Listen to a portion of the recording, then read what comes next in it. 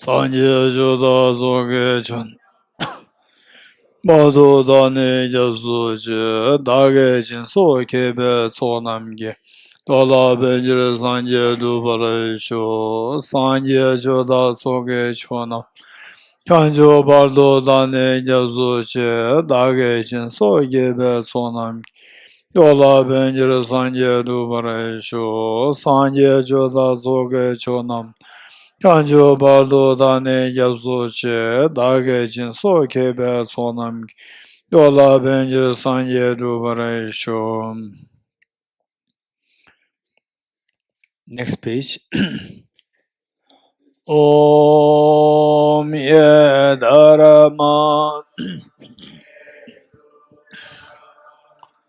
He Tum Te Sham Dathagato Yavatat Esham Chayo Niroda Evam Bhati Mahashramana Yeswa Om Ye Dharma Hetu Prabhavam Hetum Te Sham Dathagato Yavatat Desham Chayo Niroda Evam Vati Mahashramana Yeswa Om Ye Dharma Hetu Prabhavam Hetum Te Sham Dathagato Yavatat Desham Chayo Niroda Evam Bhati Mahashramana Yeswa. All phenomena arise from causes. The causes are taught by the Tathagata, sentient causes as well as taught by the great seer.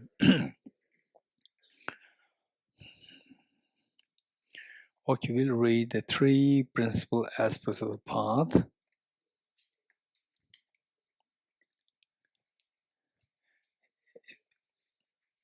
Okay, page English, page 78.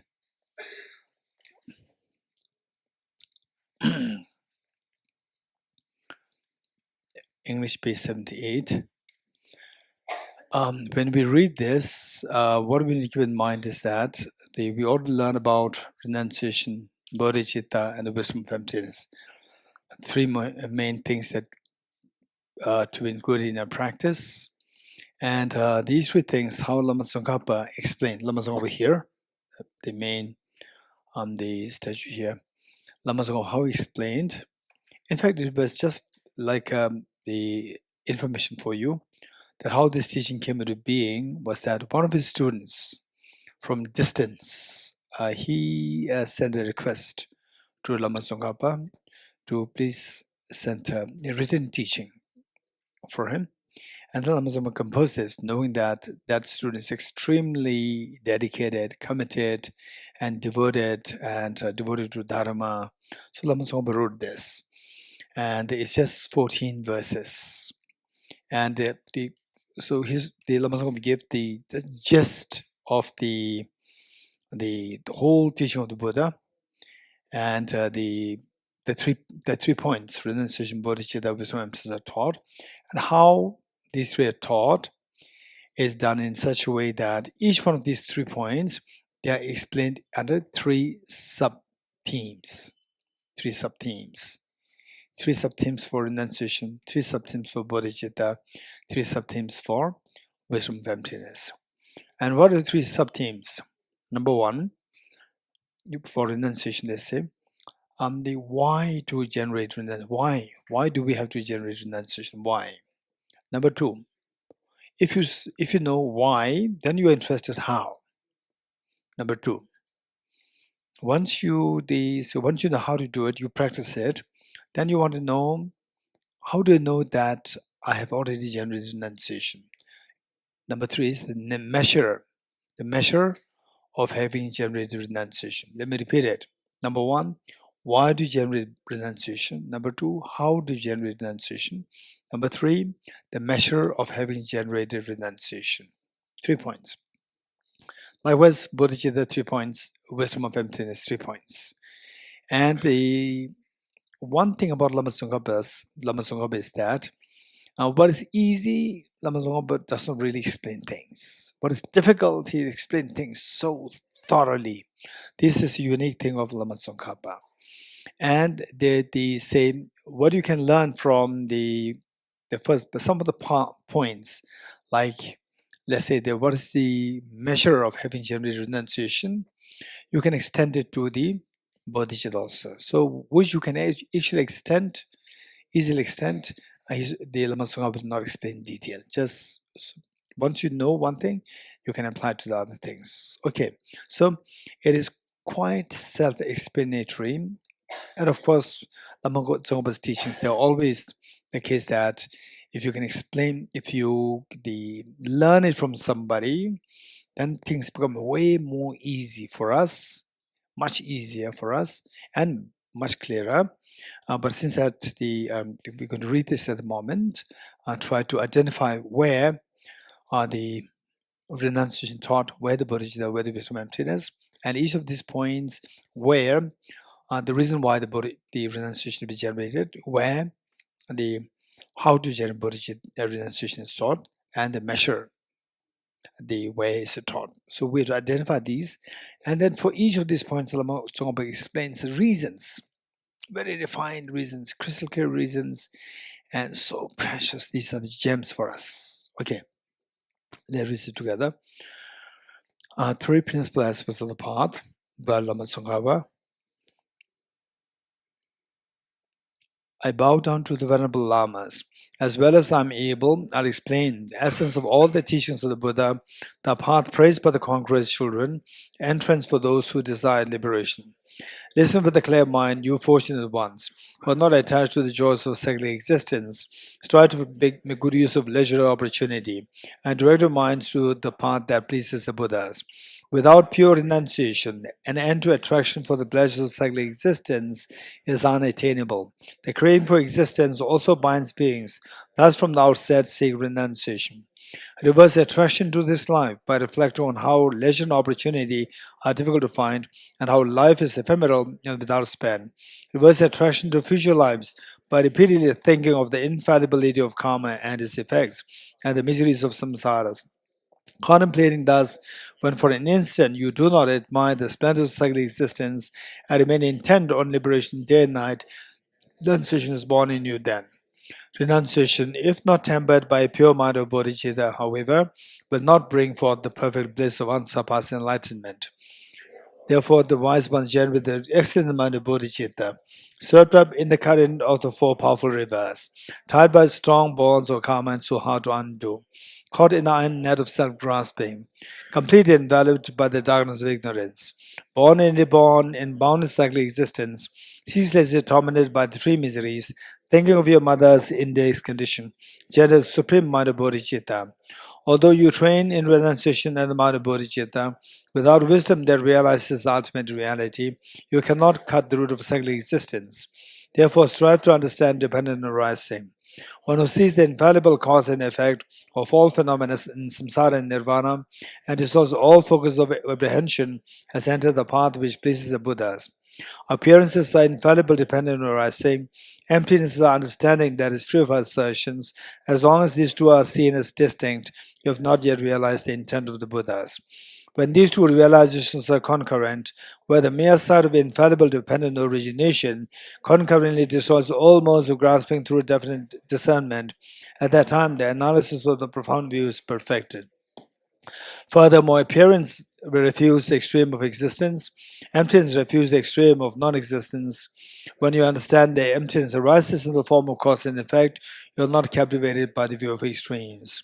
O my child, once you have thus realized the points of the three principal paths, seek solitude and cultivate strong determination, and quickly reach the final aspired goal.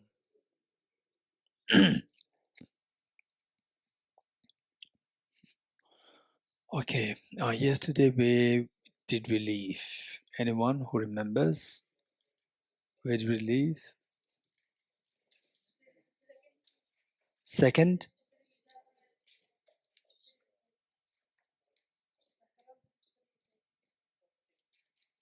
Four seals. Okay. Second seal done, not done. Not done. Okay. Don't just say four seals. You're getting it? Don't say that, oh, it's about Buddhist philosophy. Right? Let's be more precise. The second of the four seals, right? Second of the all contaminated things are suffering nature. Thank you. Okay, so what we learned yesterday was that all composite things are impermanent, and the impermanence, there are two kinds, gross and the subtle. And we need to reflect on both.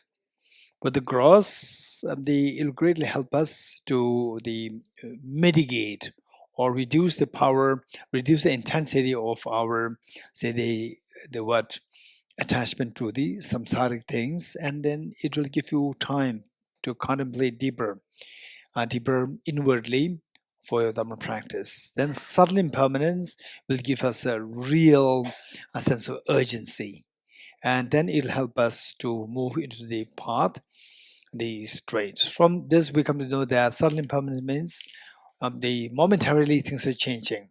So the next moment is determined by the first moment. And if the first moment is destructive, then the second moment is going to be result is going to be destructive. So in our case, our body is moving so fast, our mind is moving so fast, your family members, they're moving so fast. The world in which we live moves so fast. So the question is, where is it moving towards? Towards what? This question. So it depends on the cause. In our case, the cause is what drives us is our mind, and mind is under the dictate of the contamination. Contamination meaning afflictions. Our mind is under the dictate of the afflictions. And the worst of the affliction is self-grasping ignorance. So as long as our mind is under the dictate of self-grasping ignorance and its offshoots, other afflictions, it'll only give rise to miseries. So what kind of miseries? What kind of miseries is this question? So miseries or suffering, it is of three kinds. It is of three kinds. The three kinds of miseries. Number one, the suffering of suffering. Number two, suffering of change. Number three, pervasive conditioned suffering. Number one, suffering of suffering. Number two, suffering of change. Number three, pervasive conditioned suffering. The three kinds of suffering. Okay. The first, the suffering of suffering. What is meant by suffering of suffering? So we see that there are many of us here who are already exposed to Buddhist philosophy, Buddhist teachings before. Say the first one, suffering of suffering. Suffering of suffering. In Tibetan, it is the Dungye Dungen. Suffering of suffering is the evident suffering. Evident suffering. All sufferings which are evident, which are visible, evident suffering, and these are referred to as the suffering of suffering. For example, headache, or sickness, sadness, depression, anxiety. These are all the fears. These are all the suffering of suffering. Number two is the suffering of change. Suffering of change. And is there anybody who likes to identify or explain what is suffering of change? Anyone? Raise hands. Suffering of change. Anyone? Raise hands. Here? Yes. Okay. Suffering due to attachment, like the addiction with alcohol, and fights in family with okay. Anyone else? Okay. Shvedlana?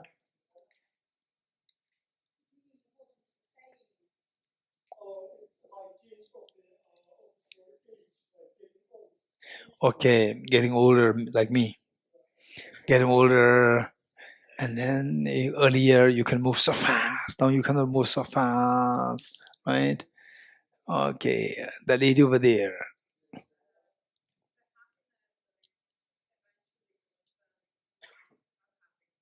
Okay, happiness which changes to unhappiness. Which is one? Happiness or the suffering which is followed by the happiness? Which one?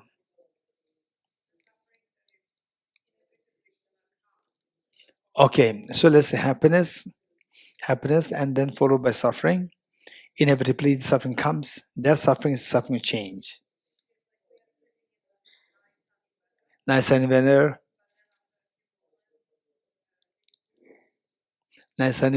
and then you start to sweat after a while. So that the discomfort of the sweating after sitting in a nice sunny weather for some time, that's suffering change. Anyone else here?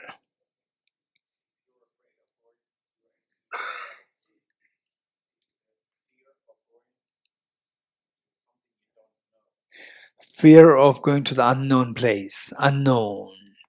The fear, that's suffering change. Okay, anyone else over there?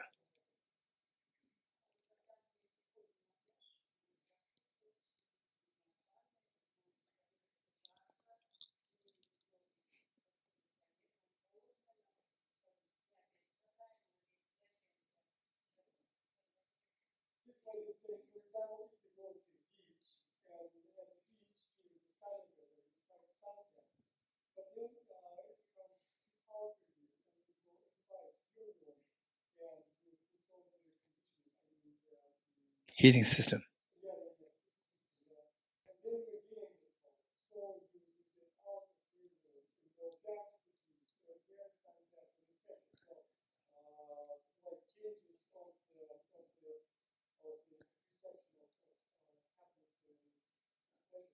Okay, thank you.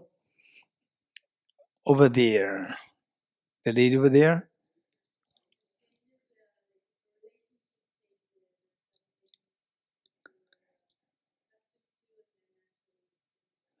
Okay, relationship changes.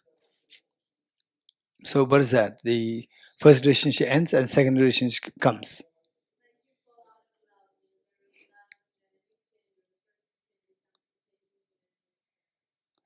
Which one? Which is the suffering? Changing is the suffering, or you are suffering is the suffering? Okay, change happens and you suffer. So that's suffering change. Over there.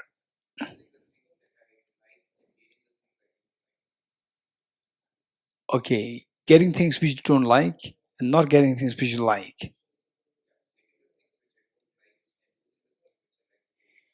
Losing things which you like to have and getting things which you don't like. There's suffering change. Okay, gentlemen here. Being out of control of what?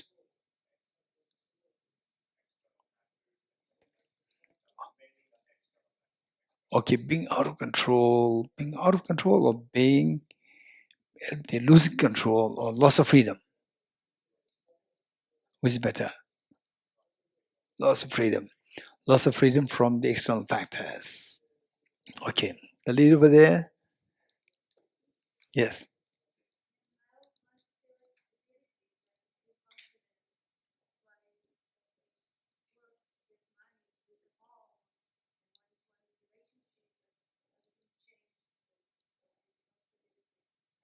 So the problems with the relationship finally.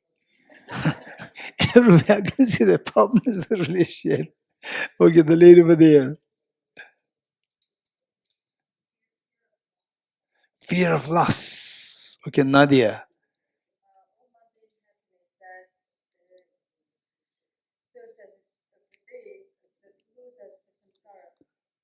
Okay, Nadia is very precise. Thank you. Okay, Jeremy over there.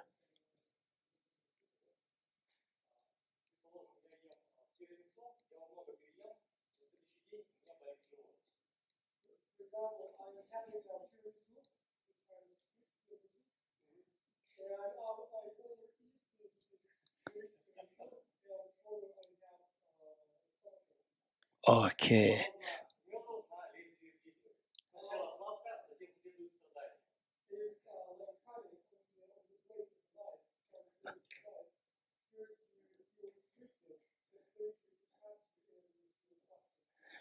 Okay, good. Thank you. The last over there. Yes.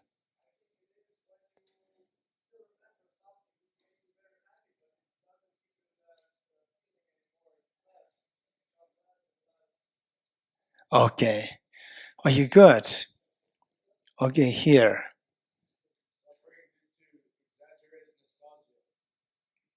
Suffering due to exaggerating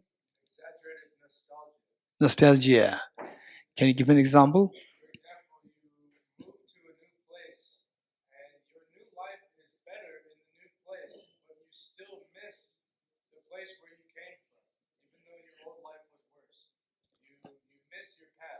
Okay, so the pain of missing the past. Okay, good. Okay, so we see that there are so many the ideas came up. So we need to learn how to articulate the concepts. You're getting it? It's very important. We need to learn how to be precise. For example, let's say that when if you talk about relationship, you're talking about going to the beach, right? And then in the sunset, what beautiful sunshine, you stay there. Then you start to sweat. Again, you suffer. So you you give examples which have the element of suffering change, but the this mixture is very like a mixture of gold and mud together. You're getting it? So what is expected is give the gold solid gold without a mixture. Why I'm saying this is that, for example, let's say that the say the eating a delicious food and then you overeat that and then you have loose motion problem. Let's say, and so there, which is the problem? Eating delicious food, that's a problem, or loose motion is a problem. You're getting it? So there are two sides. You mix up the two things. What's suffering change? You eat good food and then you lose motion. What is this? There's no precision there. There's a mixture of that. Relationship. First, you have a relationship, very beautiful moment, and then you come to discover the person so well, right? Wow.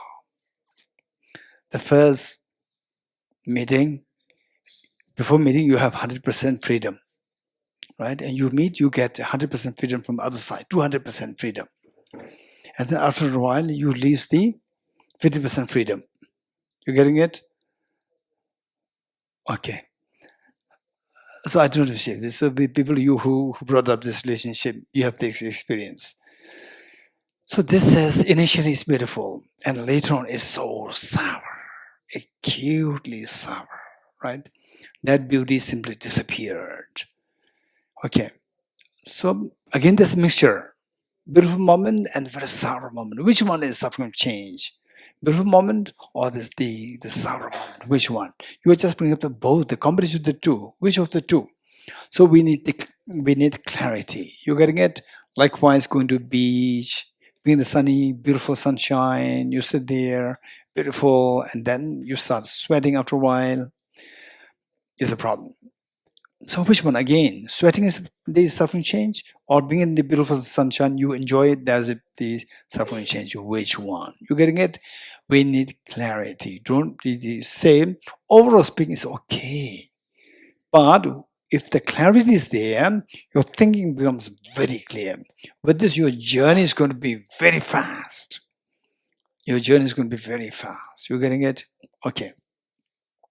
For example, like computers, the computers, the computer parts.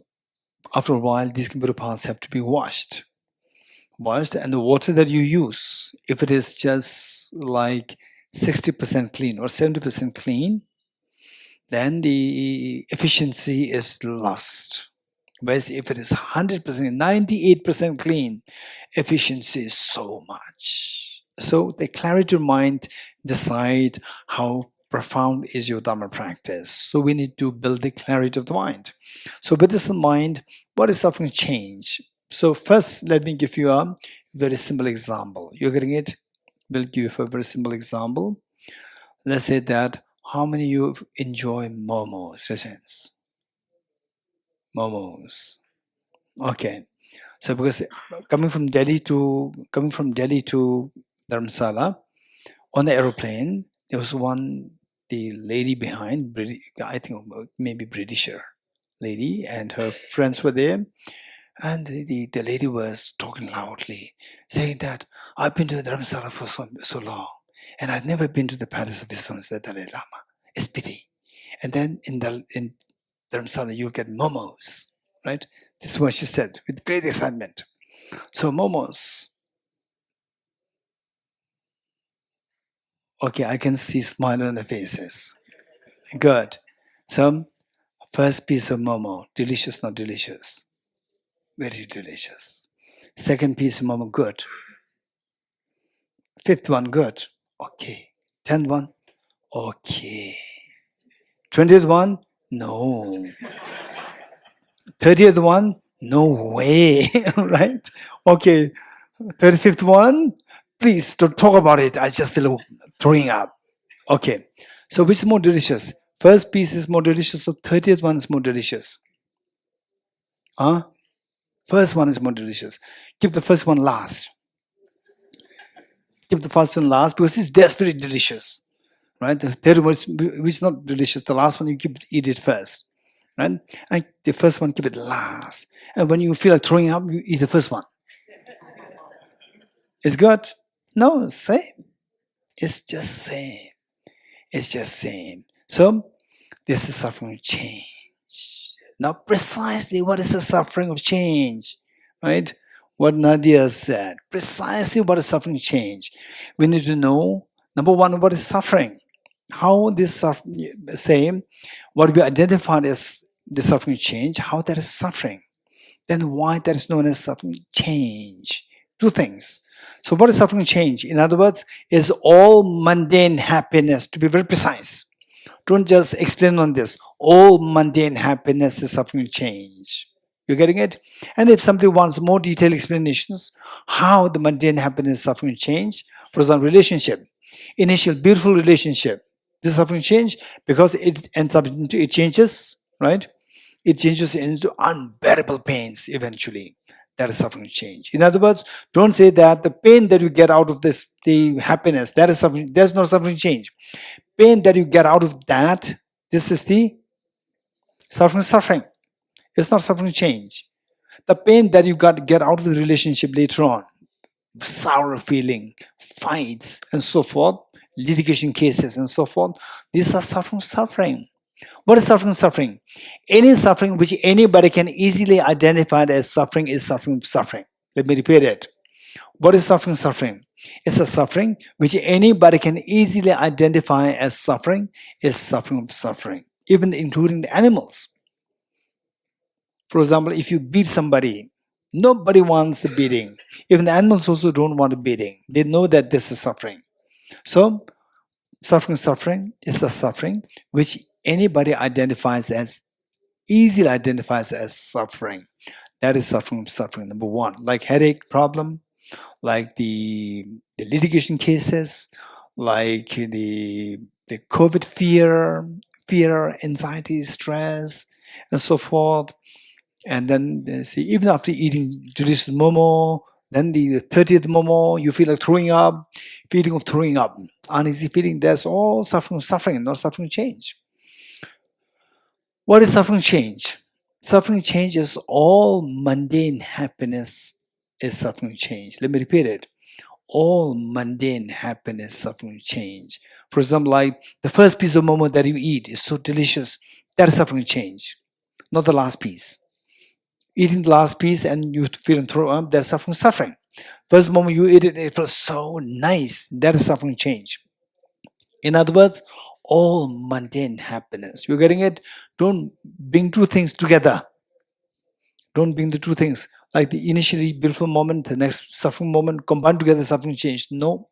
Suffering change is precisely the first moment, the beautiful moment, mundane happiness.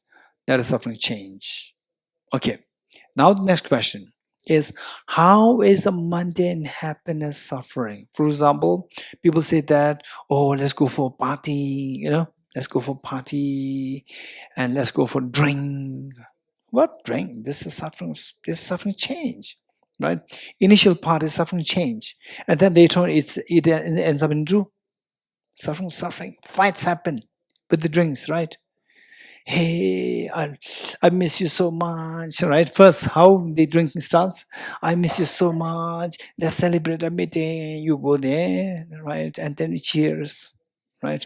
And cheers and drink. And then you start to lose control and said that, who's going to pay for this? You pay, right? No, you pay. You call me, right? So both are loser. Initially, you are ready to pay everything. And now when the loss control pan, who's going to pay, right? So the bartender comes, oh, who's going to pay the bill, right? He will pay. No, you will pay. He'll pay. No, right? Then start fighting. That is suffering. Suffering is not suffering change. Suffering change is, please come, I miss you, and we'll have a drink together and you do cheers. A beautiful moment. That is suffering change. Why? So this mundane happiness. Number one, why is it suffering? Number one. Number two, why is that referred to as suffering change? Two things. You're getting it? So one, why is it suffering? This is a question. Okay. When somebody tells you, I miss you so much, please, let's enjoy, let's have a what? Chat. Let's go there to a bar, to to a pub. Let's go there.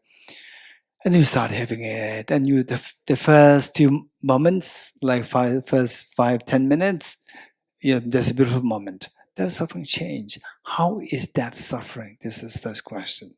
Anyone resents here? Huh? A meaning is passing. Okay, it's passing. This ungraspable.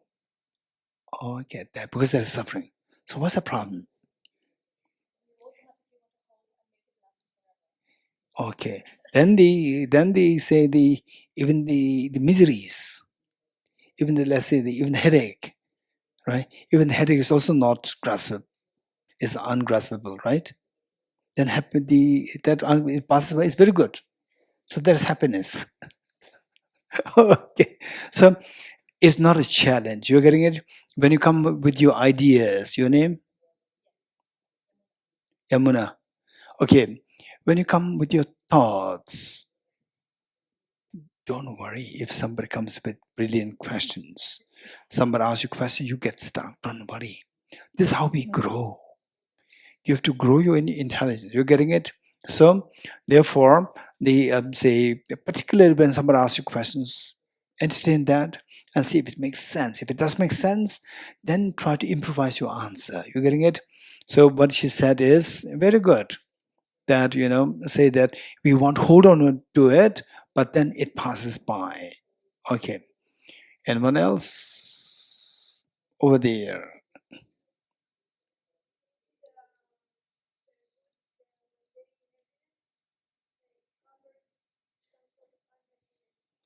It covers. Underneath that is the suffering.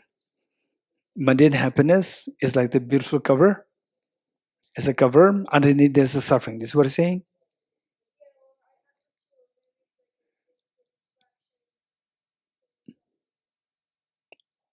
Distraction from suffering is good, no? You're distracted from suffering means you stay away from suffering. This is happiness. Okay. Anyone resents there?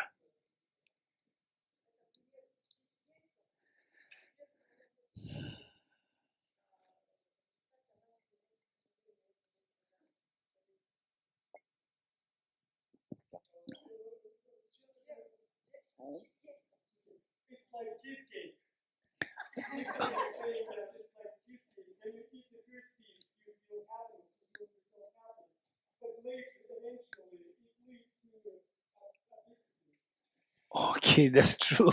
So therefore I control cheesecake. Good. Okay. So my question is, did you understand my question? My question. What is my question?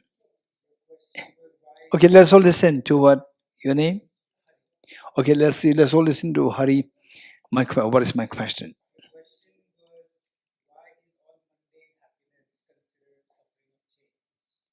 Number one, how is it suffering? Number one.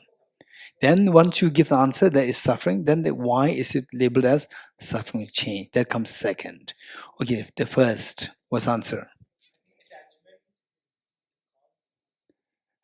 No, mundane happiness you have.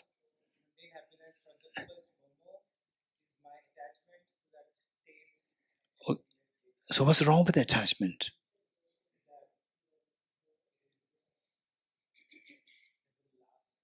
Oh, don't worry. You know, if it is, so some people they're very smart. You're getting it. The drinks, they go for one shot or two shot maximum, not more, right? And they know that the first shot, second shot is impermanent, it will not last. But they enjoy the first and second. You give the third one, they say, stop, I don't want it. That's amazing. You enjoy it. What's wrong? Why should you be scared of attachment? What's wrong? Anyone here?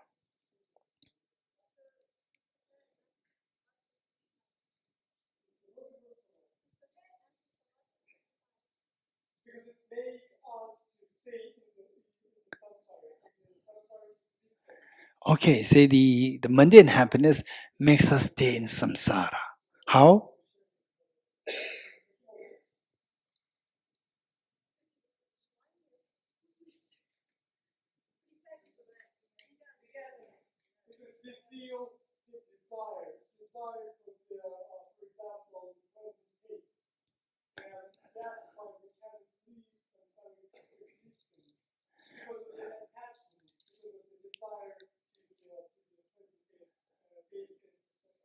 Okay, so the desire for the taste. What's wrong with the desire for the good taste? What's the problem?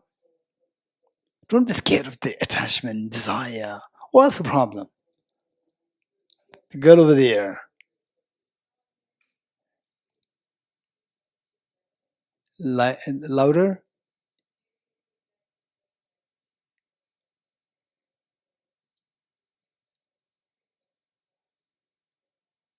Are you sure? Say louder. There are many people, many problems are there. When he when you think that we are looking for the cheesecake or the partner, we think it's going to be beautiful. But if when you actually get it, it's not beautiful. That's what he's saying. Always like this. Okay. Um, say, I want someone to explain how the mundane happiness is a misery, is suffering. Tom, you, Tom, Andrew, how not secure? No, it doesn't matter. So I want to give the example. Some people are very smart, right? First shot, alcohol, they take only wine. First shot and second shot, they stop. They know that it's impermanent. Still, they enjoy the first and second shot, stop. What's wrong?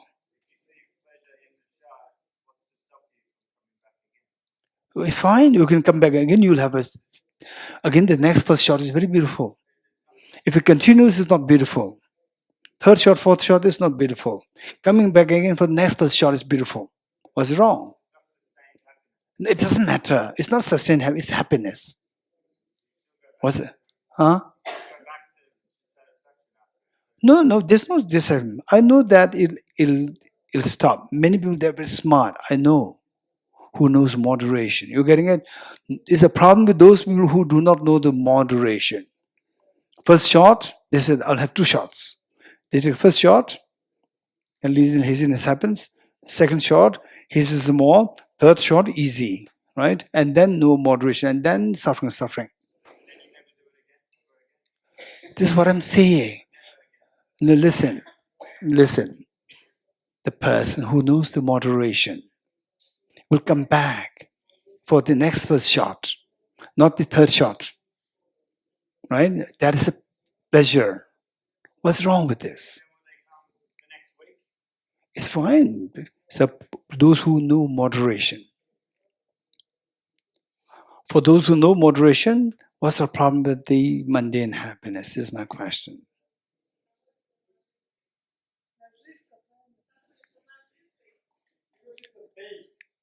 It's a bait. Okay.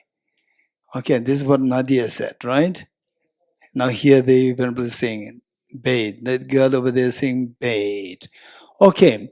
And usually I give this example. This is very important. We need to think of this very seriously. Say that they are true prisoners. They are true prisoners. Prisoner A and prisoner B. They are put in and what is the sentence? Sentence is capital punishment, which means after 1 year to be executed. Then so for 1 year, where will they go? They'll stay in a prison. So they are put in two different prisons. Prisoner A, prisoner B. Prison A, prison B. And the two prisons, they have the prison guard. Prison guard A, prison guard B. And prison guard A and B both, the justice, the chief justice told them that you have to keep your prisoner intact. The next year, you should surrender the prisoner to us for the capital punishment. Then the prison guard A, he builds, prisoner guard A, he builds a swimming pool in the prison. He puts up Starbucks in the prison. Right? He builds beautiful garden in the prison. Even in your house, you don't have a swimming pool. Even in your house, you don't have a Starbucks. Even in your house, you don't have the beautiful garden. And this prisoner A, the prison guard A, builds a swimming pool, Starbucks, and what else? Beautiful garden, and a small shopping mall with Louis Vuitton, Gucci, Chanel, all this there. And second prison guard B, he said, hey, behave yourself. If you try to escape, you cannot escape. You will be in problem, right? And every morning, the prison guard comes and he slaps the prisoner, said, you do this work, do that work, and the food only is just a small porridge. That's finished. Nothing. Whole day, nothing. Suffers a lot. Okay. And the prison guard A comes to the prisoner, how are you today? Are you okay? Right? And prisoner says, yes, I'm okay. Thank you so much. Right? And the mother comes. The mother of the prisoner A comes and, are you not thinking of escaping? Right? No, mom, you also join me. Starbucks here, Chanel here, Louis Vuitton here, swimming pool here, garden here. You can read books here. You can also join. Please don't call me in this hopeless, cabin-like small place in your house. So it's so beautiful here. Before the day of the execution, it said that there's only one prisoner showed up. One prisoner disappeared. So one prisoner escaped. You tell me, of the two prisoners, prisoner A and B, if somebody escaped, who must be the one who escaped? A or B? B. Why not A? Because the prisoner guard is so good, so kind, right? Swimming pool, garden, and no KFC, only Starbucks, right? Why not? Why the prisoner B? Why not the prisoner A? Why not anyone? Why not?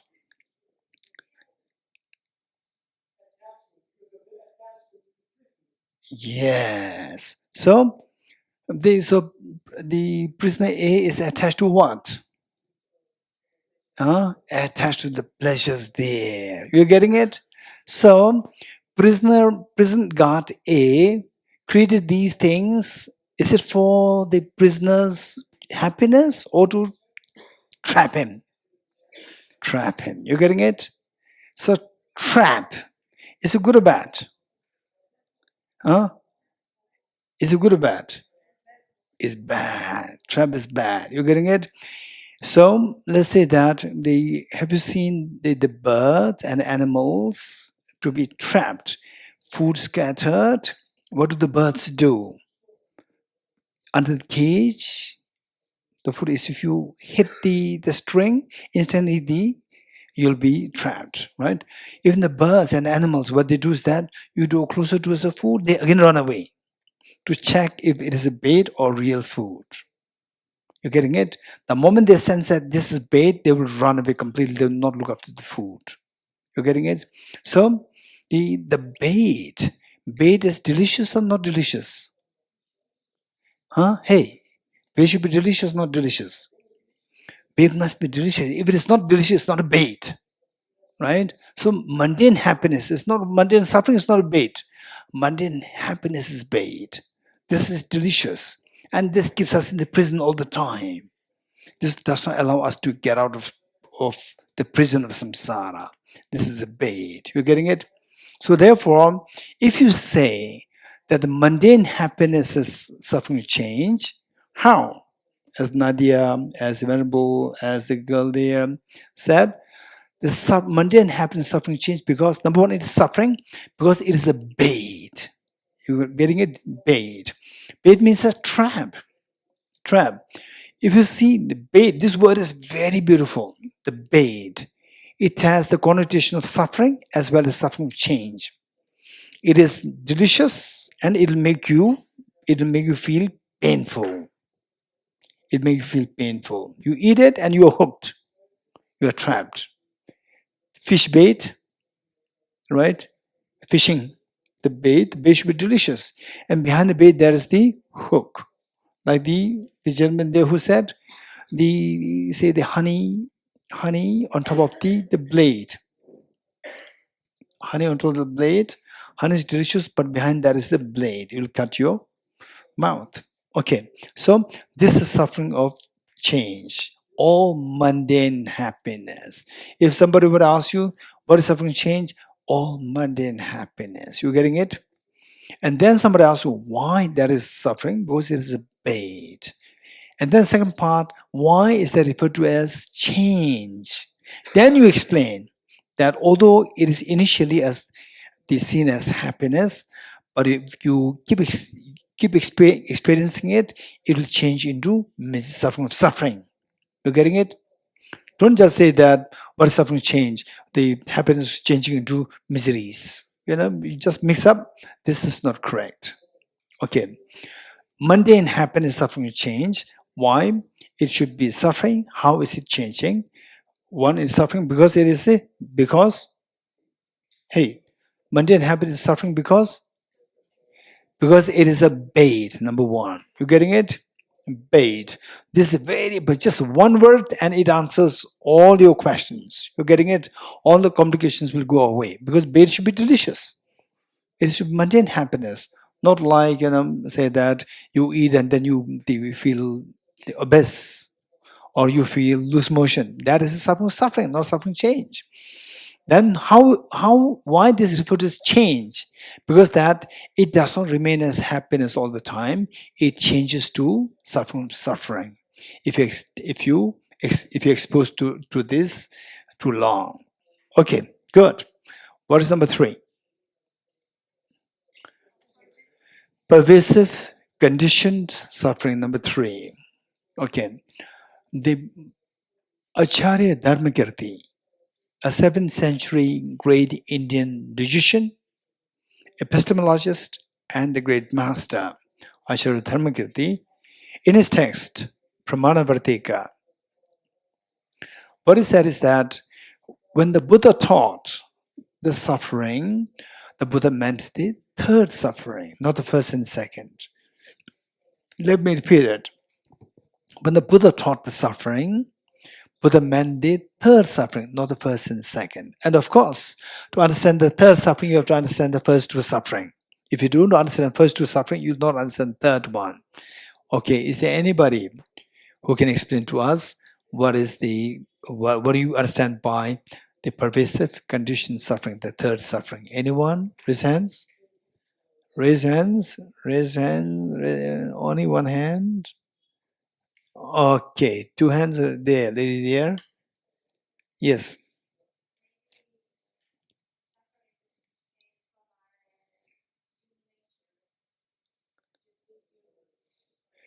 Okay, just being human is the suffering. Okay. What about Buddha? Buddha is also a human being. He removed the suffering. Okay, gentleman over there.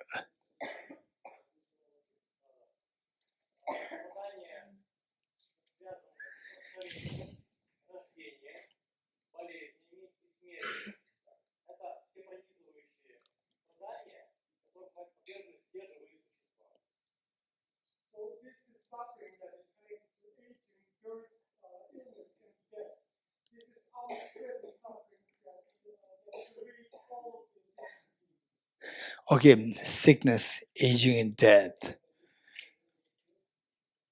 Tell me, is it true that all people, they don't want sickness, they don't want aging, they don't want death? Yes? Nobody wants this. Everybody identifies this as suffering. Yes? What is the suffering known as? Which everybody can easily identify this suffering is known as suffering. Suffering. The first suffering is not the third one. You're getting it? So what is said here is the third kind of suffering. The lady over there. Lady over there, your name? Yes, your name. Idla.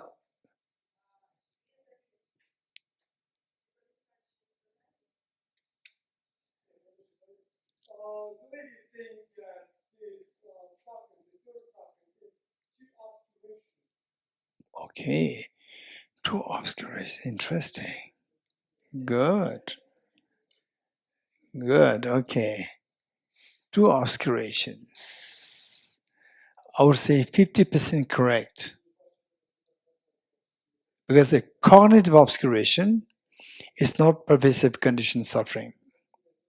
Because arhats, they abandon all three sufferings, but they still have the cognitive obscurations. So, afflictive obscurations, if that is to be identified as pervasive conditioned suffering, I agree. You're right. But second one is not. Anyone else? The lady over there?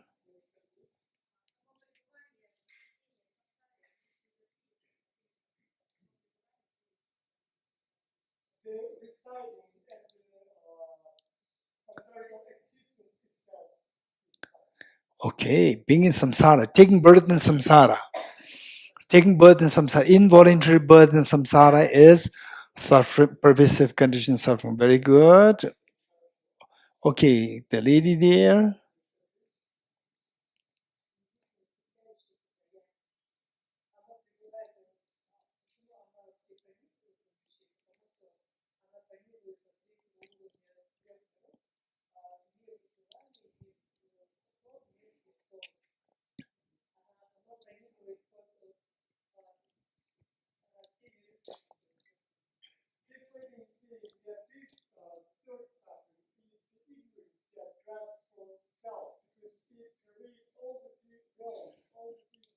Very good.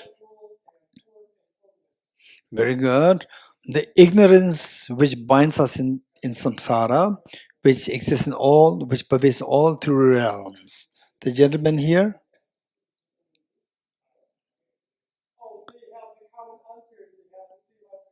you discussed? You do discuss. Oh, okay, okay. Okay, good. Yes, here, gentleman here.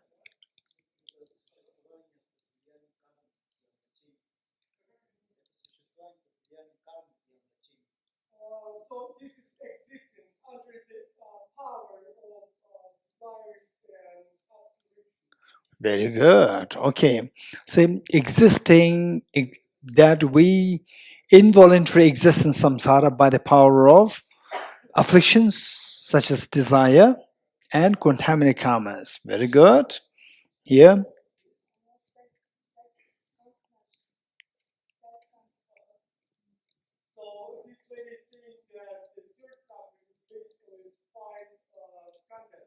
5 aggregates. Very good. 5 contaminated aggregates. Uncontaminated aggregates, they are not suffering. Contaminated aggregates. Very good. Okay, we are getting very good answers. So, let me give you some examples which most of you have given. I'll give you some examples. And then our job is how these are, number one, suffering. Because all these three sufferings should be suffering. How the examples that I'm going to give you, they are suffering, number one. Number two is pervasive. How these sufferings are pervasive. Why the first two are not called pervasive? Why only the third one is pervasive? You getting it? So this, and then conditioned. Same. How the third kind of suffering is suffering, number one. Number two, how they are pervasive. Number three, how they are conditioned. Okay, three things. The first, how they are suffering. Again, let me give an example. Okay, first let me say what are the pervasive conditioned sufferings.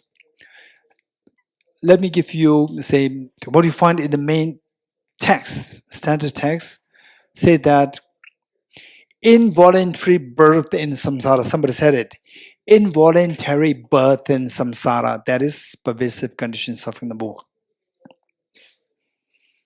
Number two, contaminated aggregates. Contaminated aggregates are the suffering of pervasive conditioned suffering. Number two, contaminated aggregates. Number three, we being under the sway, under the control, we being under the control of contaminated karmas and afflictions. We being under the control of contaminated karmas and afflictions is pervasive conditioned suffering. Then number three, the contaminated neutral feelings. Contaminated neutral feelings. Okay, these are some examples of the pervasive conditioned suffering. Okay.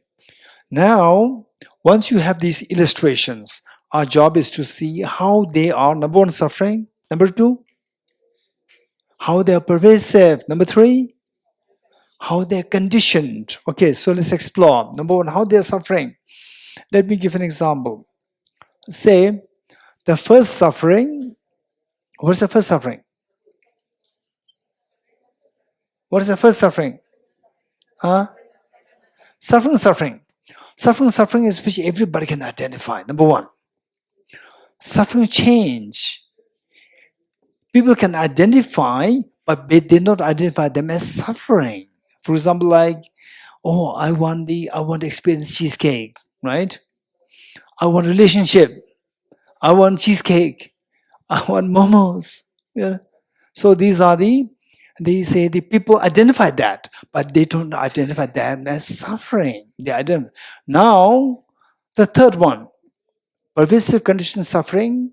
Most of them, people even don't have clue that something's happening. That I lose control. I lose control to contaminate karma's afflictions. People don't know that. And then that I take birth in samsara involuntarily. Involuntarily, we don't know that. Then we're not aware of the contaminated neutral feelings. Then we're not aware of the contaminated aggregates. We're not aware. The third one is like a hiding, suffering which is hiding from you. Right? First one is coming out and saying that I'm suffering. Second one comes out and says that you enjoy me, I'm not suffering. Right? I'm happiness. So you say, yes, you're happiness. You are suffering. But the pervasive condition, you cannot even pinpoint. Where is it? There's nothing there. It's hiding. Third one is hiding. Third is hiding. Therefore, the Buddha says that, hey, there's something hiding behind. Right? So Buddha says suffering, you identify that what is hiding. First one is very easy. Second one, you study a little bit, you'll see there's a bait. Third one is hiding. You have to take it out. What is that? pervasive conditioned suffering. Okay, let me give you what do you mean by pervasive conditioned. What is hiding behind? Let's say that I think somewhere 2000, 2008, 9 or 10, somewhere on that. Say, you know that what happened was in Mumbai, there was the five-star hotel attack, Mumbai. Isabel, you remember which year? You don't remember. Year. Huh? 2008. Okay. 2008, that happened. So, and some of the terrorists, they were arrested. Some of the terrorists. So these terrorists, they are having the guns, shooting just indiscriminately to anybody. You're getting it? And these are terrorists. How old are they? One or two were arrested. How old were they? 21. What is 21 years old? 21 years is just a baby, right? Does not know the world. And how come that they got the guns? How come that they got there? How come that they got the the passion to shoot it somebody? How come? Because how come that they did it to anybody? Brainwashed by somebody. Masterminds were there. You're getting it? These masterminds, what did they tell them? What did they tell them? Go, terrorize, kill, and if somebody kills you, don't worry, you'll go to heaven. You'll go to heaven, right? And if you go to heaven, you go first. Masterminds, they should go first, right? If the heaven must be so good, you should go first, but they're hiding. They are brainwashing the younger ones, telling them, just giving them the false, these expectations, hopes, and then send them. And where these masterminds, they're hiding behind. They're hiding. They don't want to go to heaven. Masterminds, they don't want to go to heaven. You're getting it? They were hiding. Okay. So these poor guys, they were arrested. Finally, they were executed. When they were executed, the day they were executed, the next day, I was reading newspaper. On the newspaper, what it said is that people were dancing on the street to celebrate the execution of this young boy. You're getting it? So look, so those people who are dancing, they think that this is the end of terrorism. Is the end of terrorism? No. So these people, they are just the weapons, right? Who were creating these people? The mastermind. Where are the masterminds? They are behind. They are not coming in the scene. They are behind. They are hiding. You're getting it? So who is worse? Tell me. The mastermind is worse or that boy is worse? Mastermind. This boy is only one. This mastermind can create thousands of these boys. You're getting it? Create thousands of this. They will create continuously. They can terrorize you. But this boy, only one. He's only one. He dies, or he's arrested, or he does something. It's just one person doing. But this person hiding, this is the one who is creating all these young boys multiplied by 10, 20, 100,000 continuously. As long as this mastermind is there, terrorism will never stop. You're getting it? So therefore, that is the pervasive condition suffering. This is a mastermind. Mastermind hides. They will not come in the scene. You're getting it? So therefore, what is that mastermind?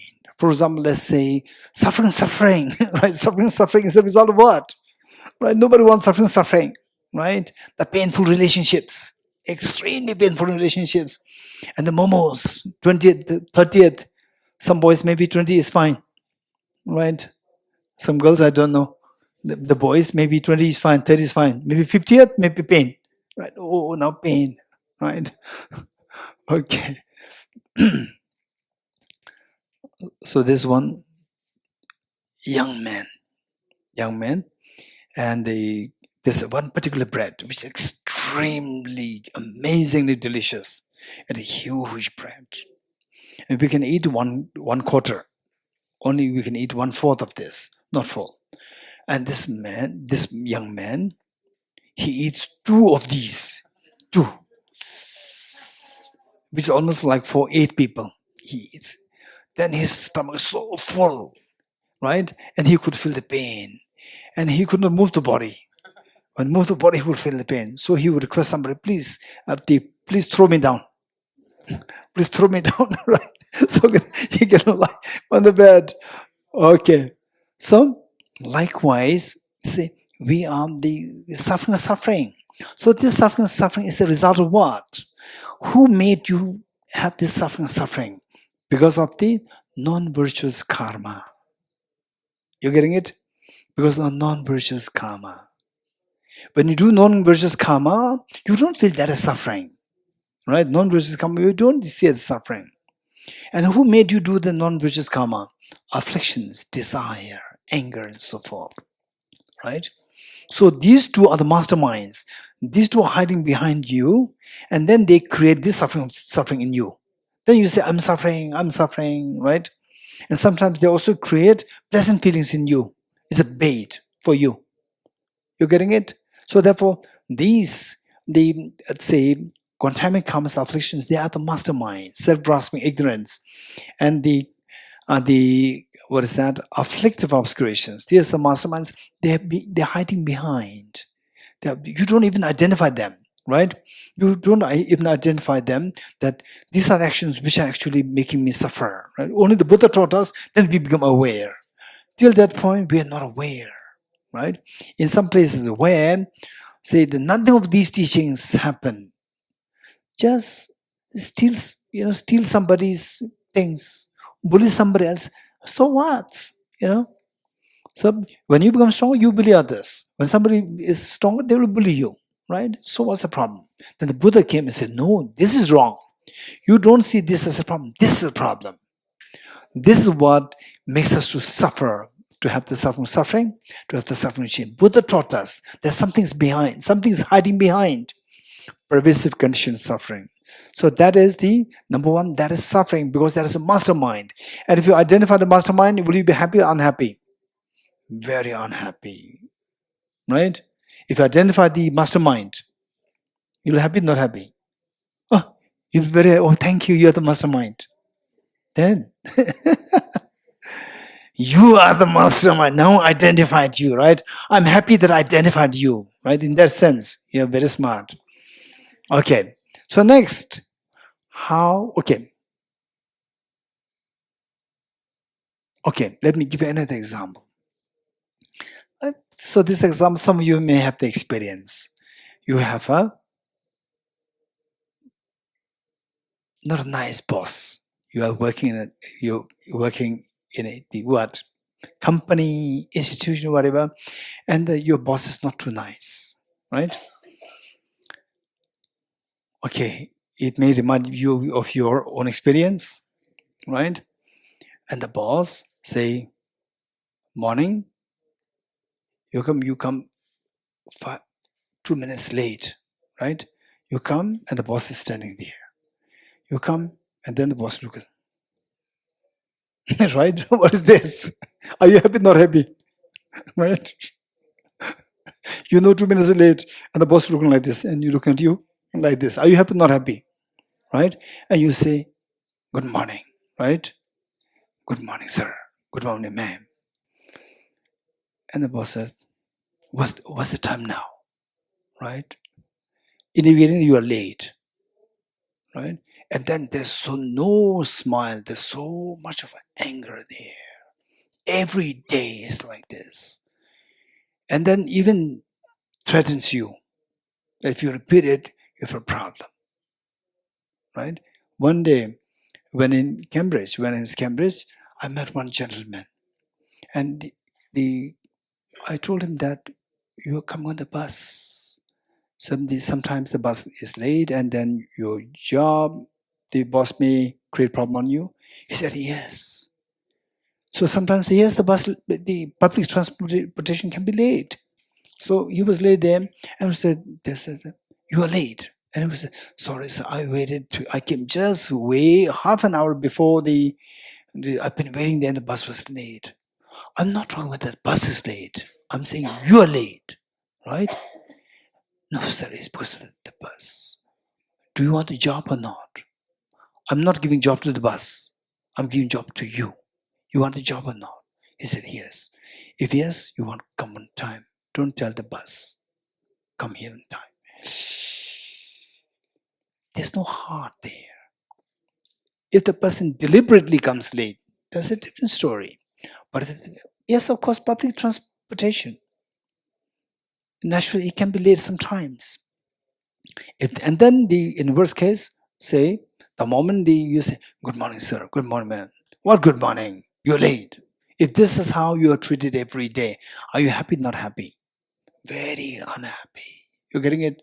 So, one day you get a news that your boss will be on holiday for 1 week. Are you happy, not happy? Wow. Right? 1 week is so relaxed. Right? And then he says that, okay, now it's my holiday time. For you, 1 month holiday. Are you happy, not happy? Extremely happy. Yes? Hey, very happy. You're on holiday. One month you don't have to meet with this boss. Then the is 15-day finish, 20-day finish. Then what happens? Unhappiness again starts building up. You're getting it? Now I have to go back. Now I have to go back. Every day tension starts to build up. You're not happy. You're getting it? So, why you're not happy? You're on holiday. Why you're not happy? Hey, tell me. Huh? There's suffering change happening. You're getting it? You're on holiday, but you know that you're going back with the boss. Okay. Then, say, you come back and you get a news that your boss is, so you are in India, you work in India, and then you got news that your boss is transferred to America permanently. You're happy, not happy? Every cell of your body relaxes, right? Every cell of your body relaxes, right? Wow, finally, total liberation.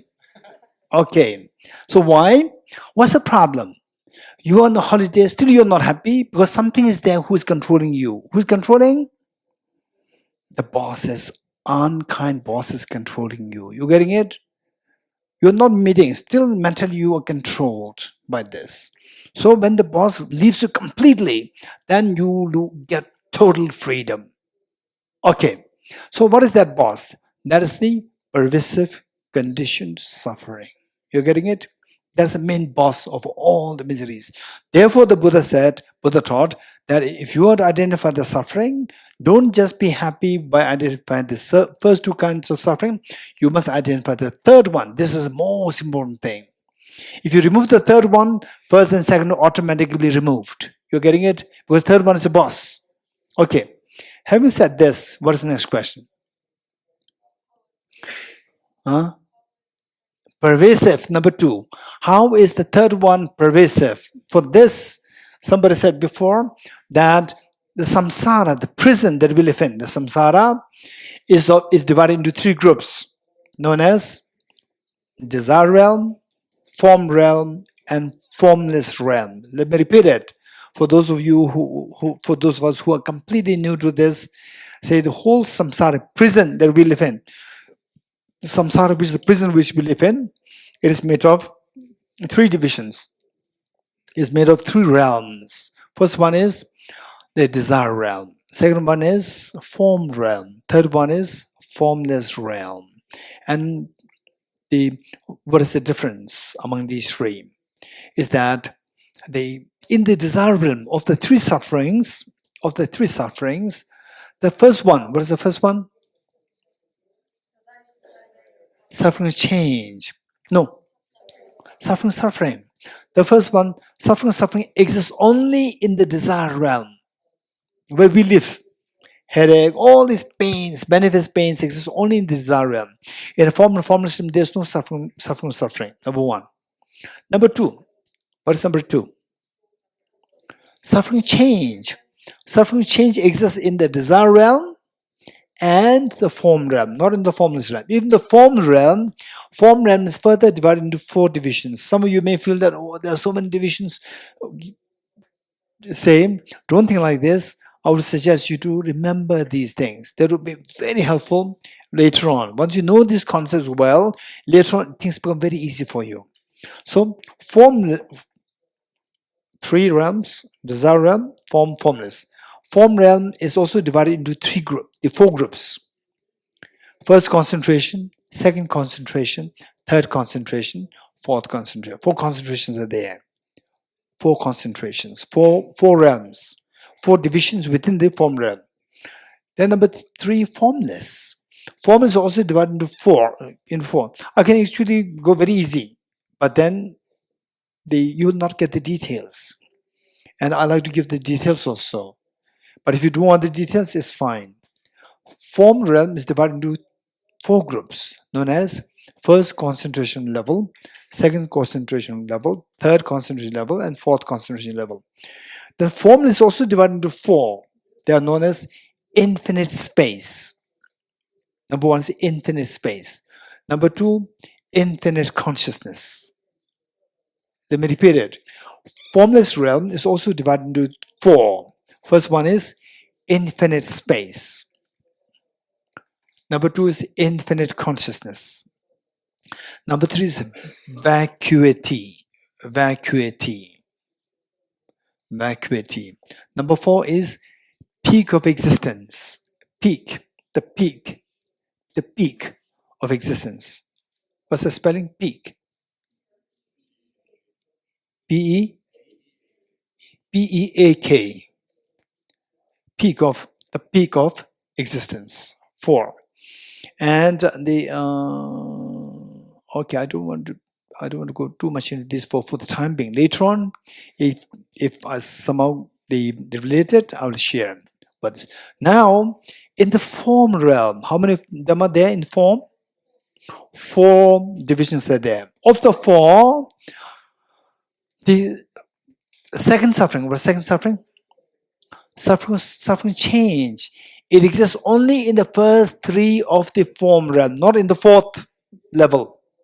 Only in the first 3 form realms, the suffering change exists. In other words, suffering exists only in the desire realm. The first suffering exists only in the desire realm. Desire realm is very gross, where we have taken birth. The way we are taking birth, this desire realm is a very gross. Form realm is a higher, is a very, a pure realm where people with only deep meditative experience can take birth. Not people like us, who are so much into external objects. They only take birth in the desire realm. And the suffering of change, second suffering, exists only in the desire realm in the first 3 form realms. Let me repeat it. Suffering of change exists only in the desire realm and the first 3 form realms.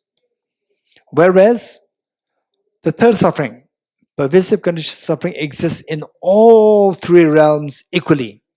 So therefore, the third suffering is known as pervasive condition. Pervasive meaning which spreads everywhere. Which spreads across the board of samsara.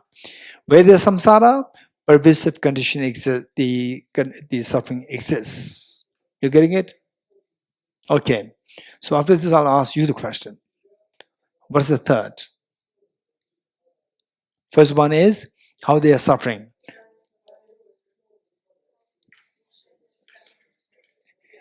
Number 1 is how they are suffering. Number 2 is why these are known as pervasive. Number 3 is how they are referred to, why they are referred to as conditioned. Meaning the third one is marked. Third suffering, pervasive conditioned suffering, is marked by conditioning you, conditioning me, each one of us. That we are in samsara is all driven by the third one. They condition us. The way to move in samsara is conditioned by pervasive conditioned suffering. Right? Where you take birth is all decided by them. Pervasive conditioned suffering. So we are conditioned by the third suffering, pervasive conditioned suffering. You getting it? So the third one is suffering, number one. Number two is pervasive. Number three is conditioned, which conditions us to take birth in samsara. We have no choice. Loss of freedom is because of that. Okay, good. So in what context we are describing this? Okay, my first question to you. How many realms are there in samsara? 3. What are they? Desire realm, form realm, formless realm. And what are the 3 kinds of suffering? Suffering change, pervasive condition suffering. And suffering change exists where? Desire realm and the first 3 form realms. Very good. Suffering exists where? Only in the desire realm. And pervasive condition suffering exists where? In all 3 the realms of samsara. Very good. Okay. So this constitutes what is known as the all contaminated things out of suffering nature.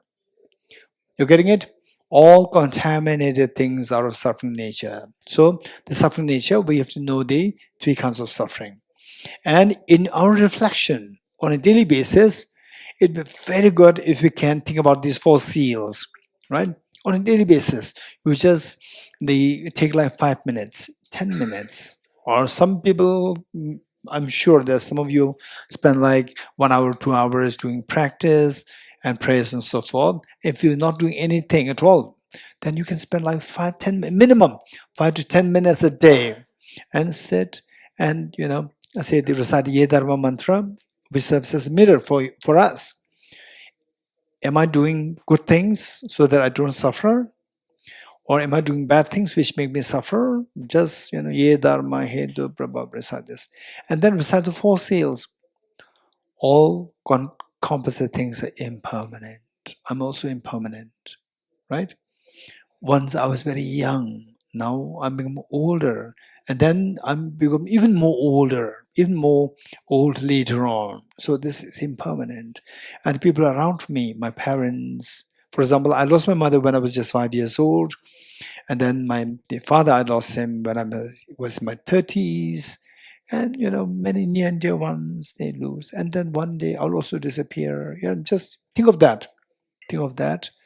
All composite things, the definiteness of the impermanence of death, and then the uncertainty of the time of the death. We never know when that will happen. Think of these.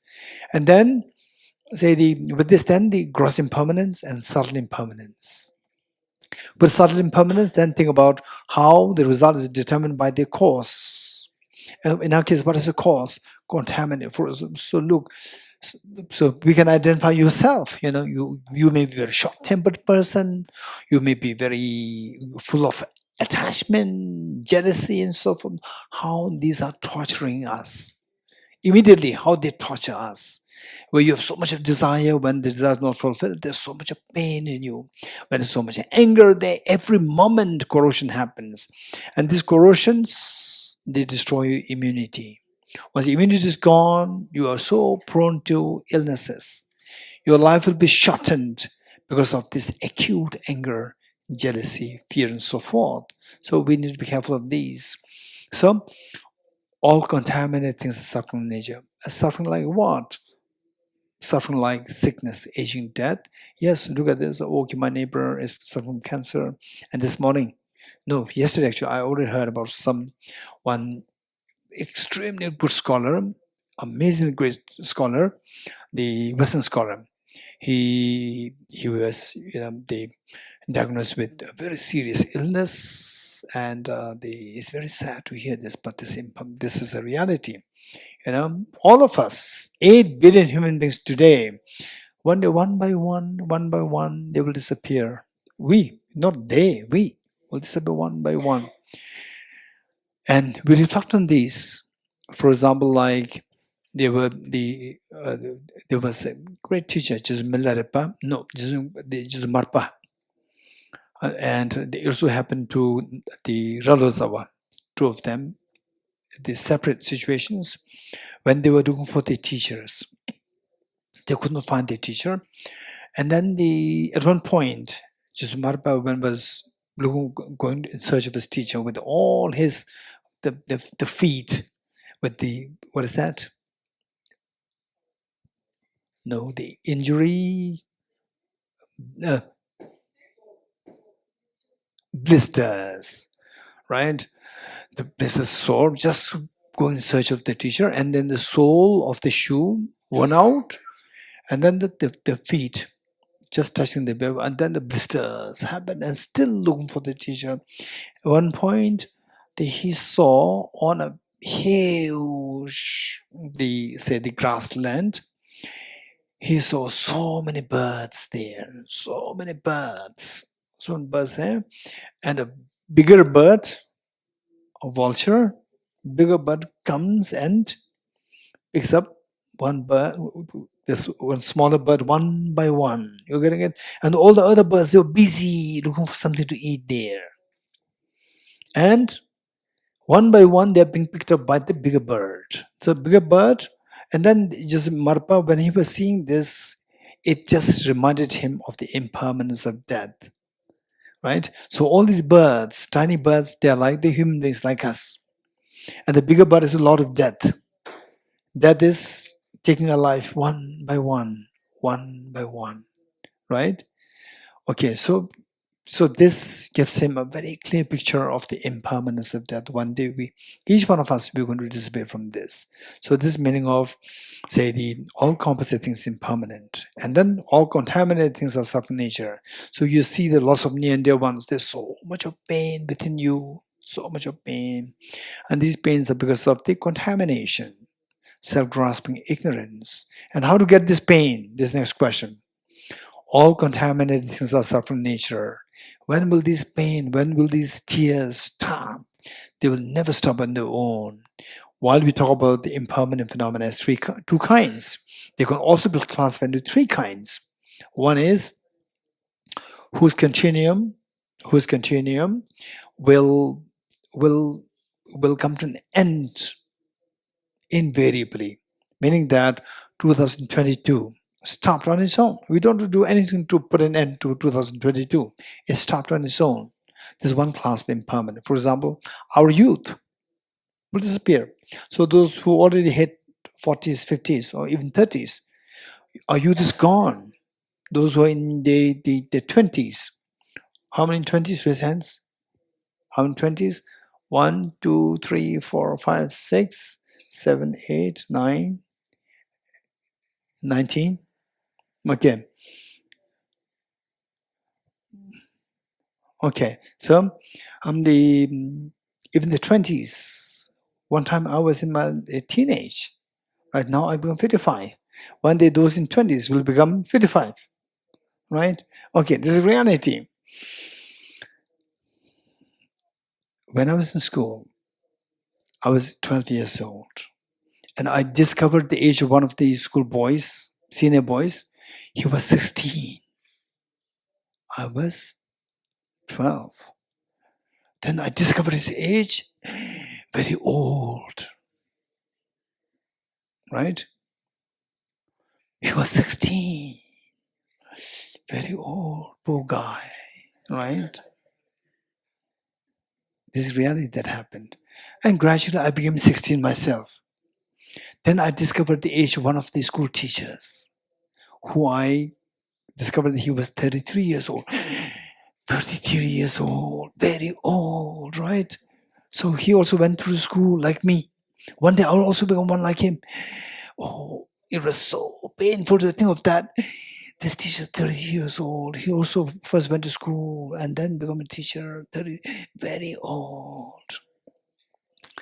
Then I reached my 30s. Then I was in Cambridge. When I reached Cambridge, there was a group of people who was my host, hosting me to Cambridge for my studies there.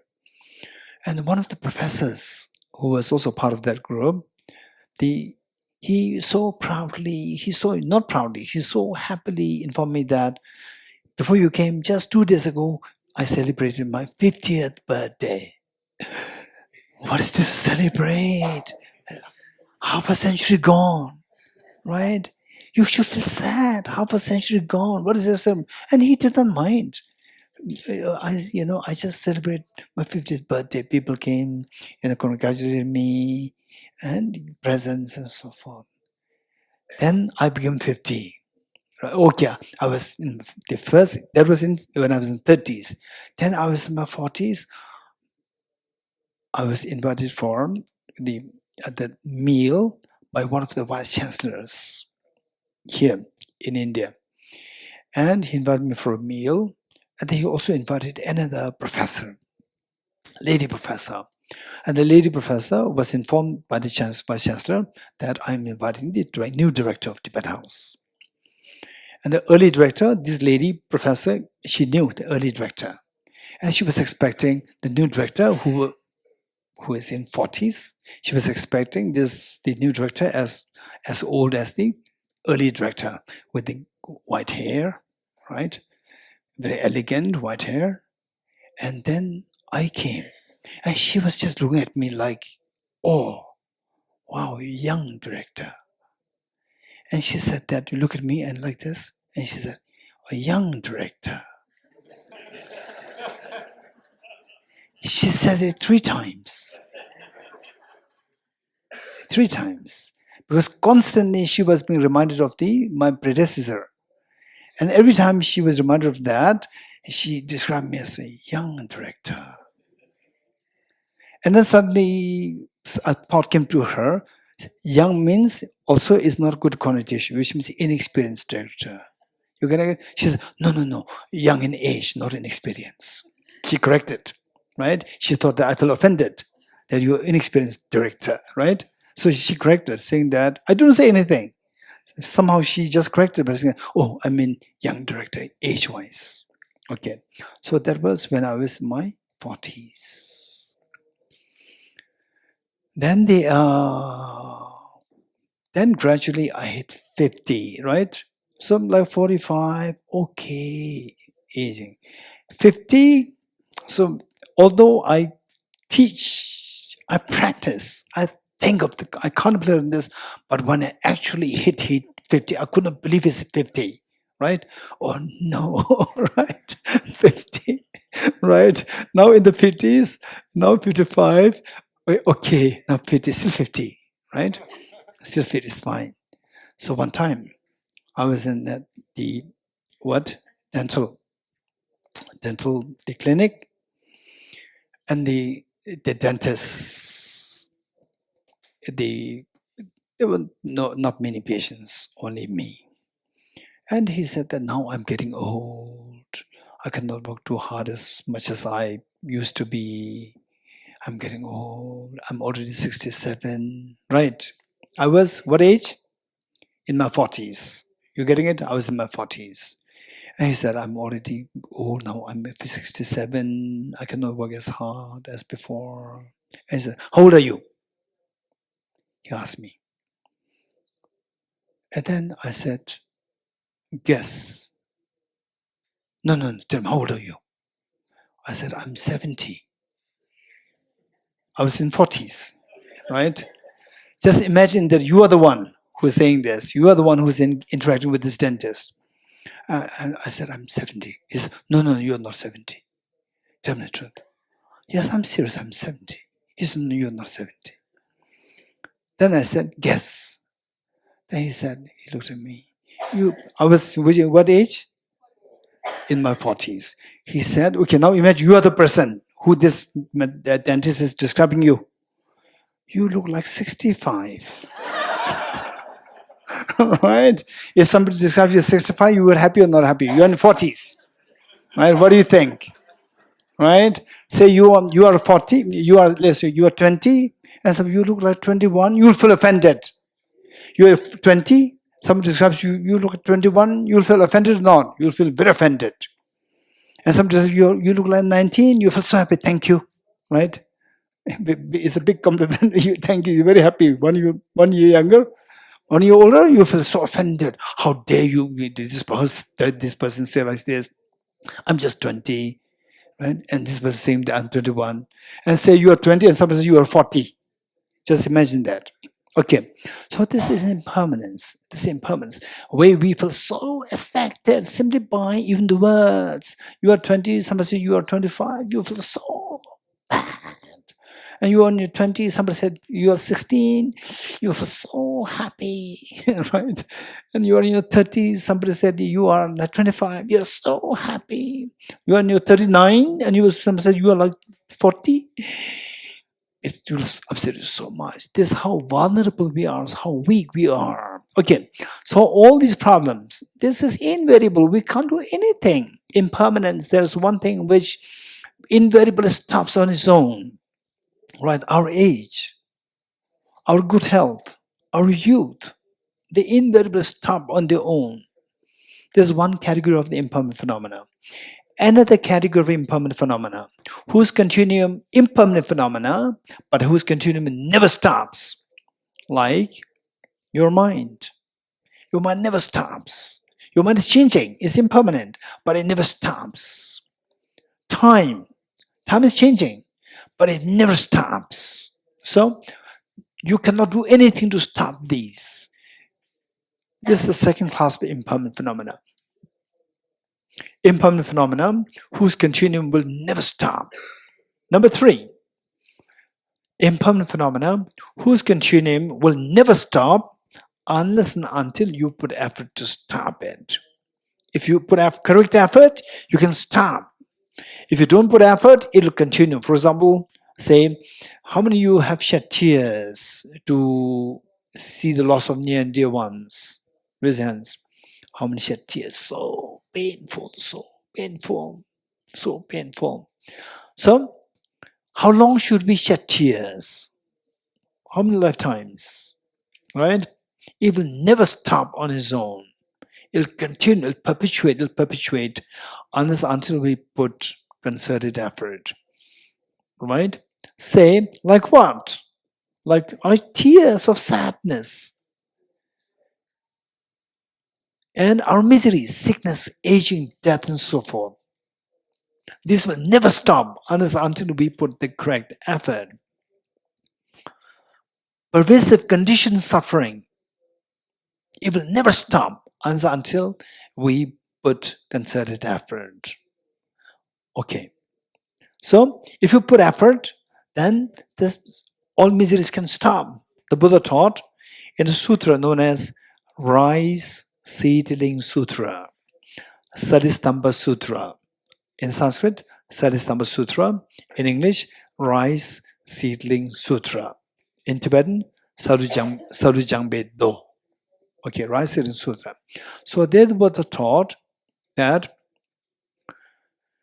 whosoever sees dependent origination will see the Dharma. Whosoever sees the Dharma will see the Buddha. Let me repeat it. In Saristamba Sutra or Rice Seedling Sutra, Buddha taught, whosoever sees dependent origination will see the Dharma. And whosoever sees the Dharma will see the Buddha. Then the Buddha added, because this exists, that exists. Because this is produced, that is produced. Let me repeat it.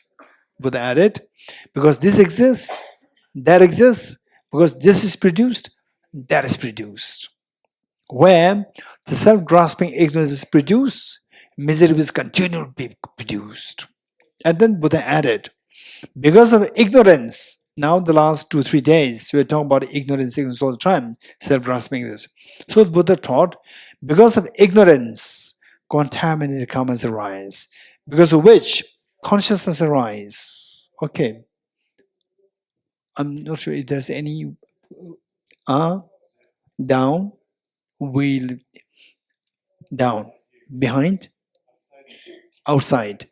Okay, outside there, you said, by the way, in this book is there, and outside is there. Send so which page? Anyone?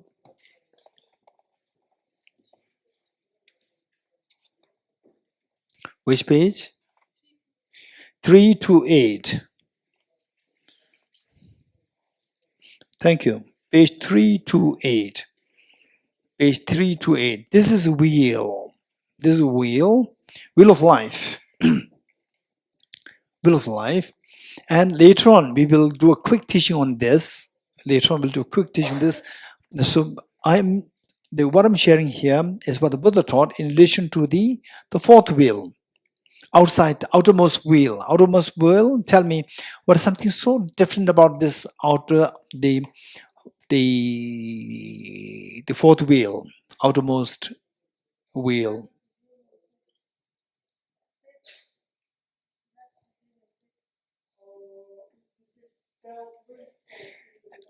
Perfect, very good. This is what I'm seeking, what I'm now asking you.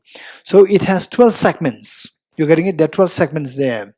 These 12 segments are known as 12 links of dependent origination. Let me repeat it. These 12 segments are known as 12 links of dependent origin. Why I'm sharing this with you here is that Buddha taught, they say, we are talking about what? We're talking about what? Anyone? We're talking about what? Huh?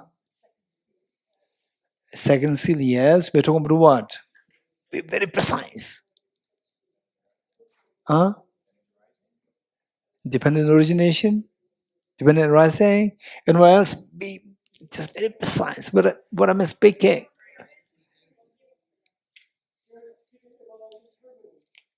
Yes, still more precise.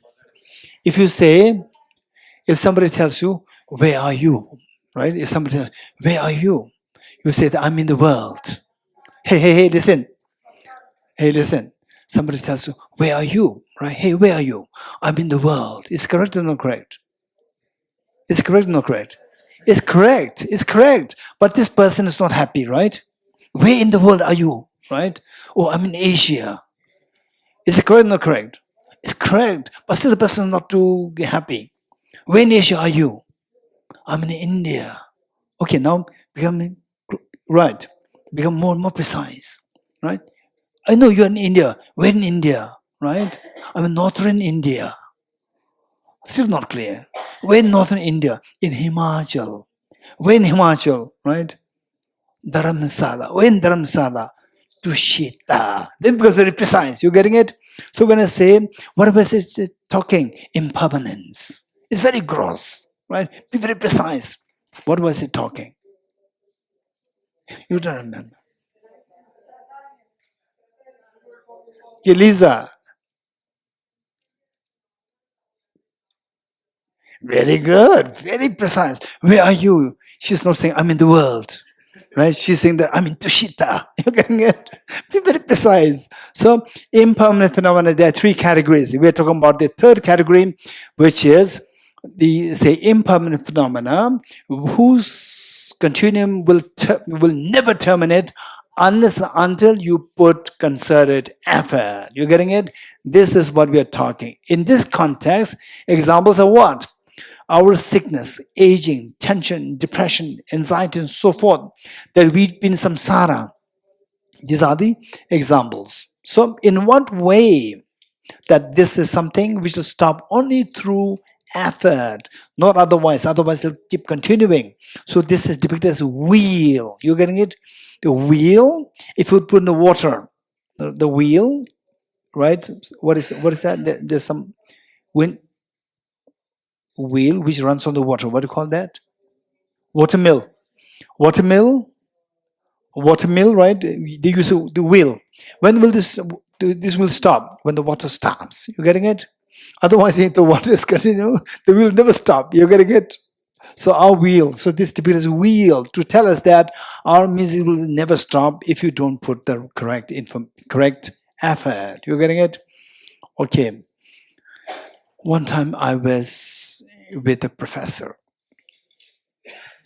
I was with the professor. Okay, let us not be one like that. You're gonna why I'm sharing this is that let us not be one like that. The professor and his wife, we were together, and he invited me to stay with him for 5 days. So I was there with him and his wife.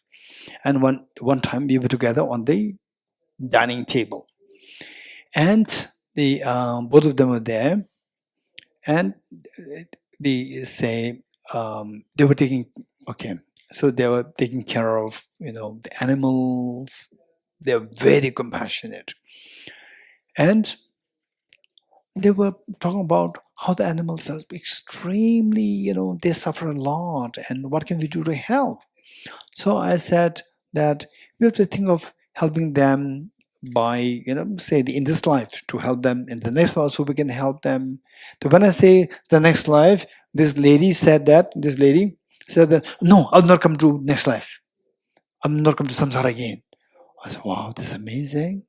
So why? She said, I'm fed up with samsara. I'll not come. Right? If you're fed up with samsara, samsara will continue. It's a wheel. You're getting it? It's a wheel. The water is there. As long as the water is there, the wheel will continue. I cannot say that, no, this will not stop now. Right? No, if you want to stop, you have to do something. Simply because saying that, no, I'll not come to samsara. Right? Samsara will stop. Don't be like this. Let us not be like that. You and me, all of us. You're getting it? If you want to stop samsara, if you want to stop the tears, what should we do?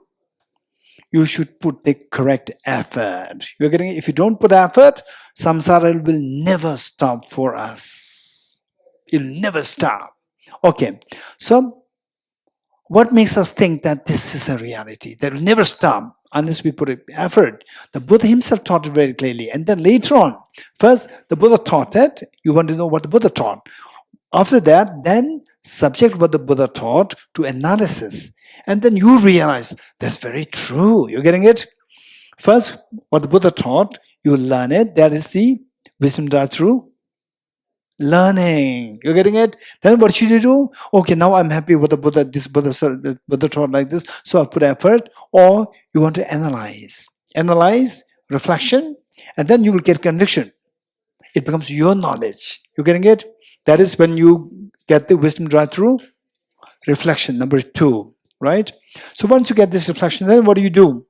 Once you get the medicine, what should you do? You should take the medicines continuously. Practices that is known as meditation.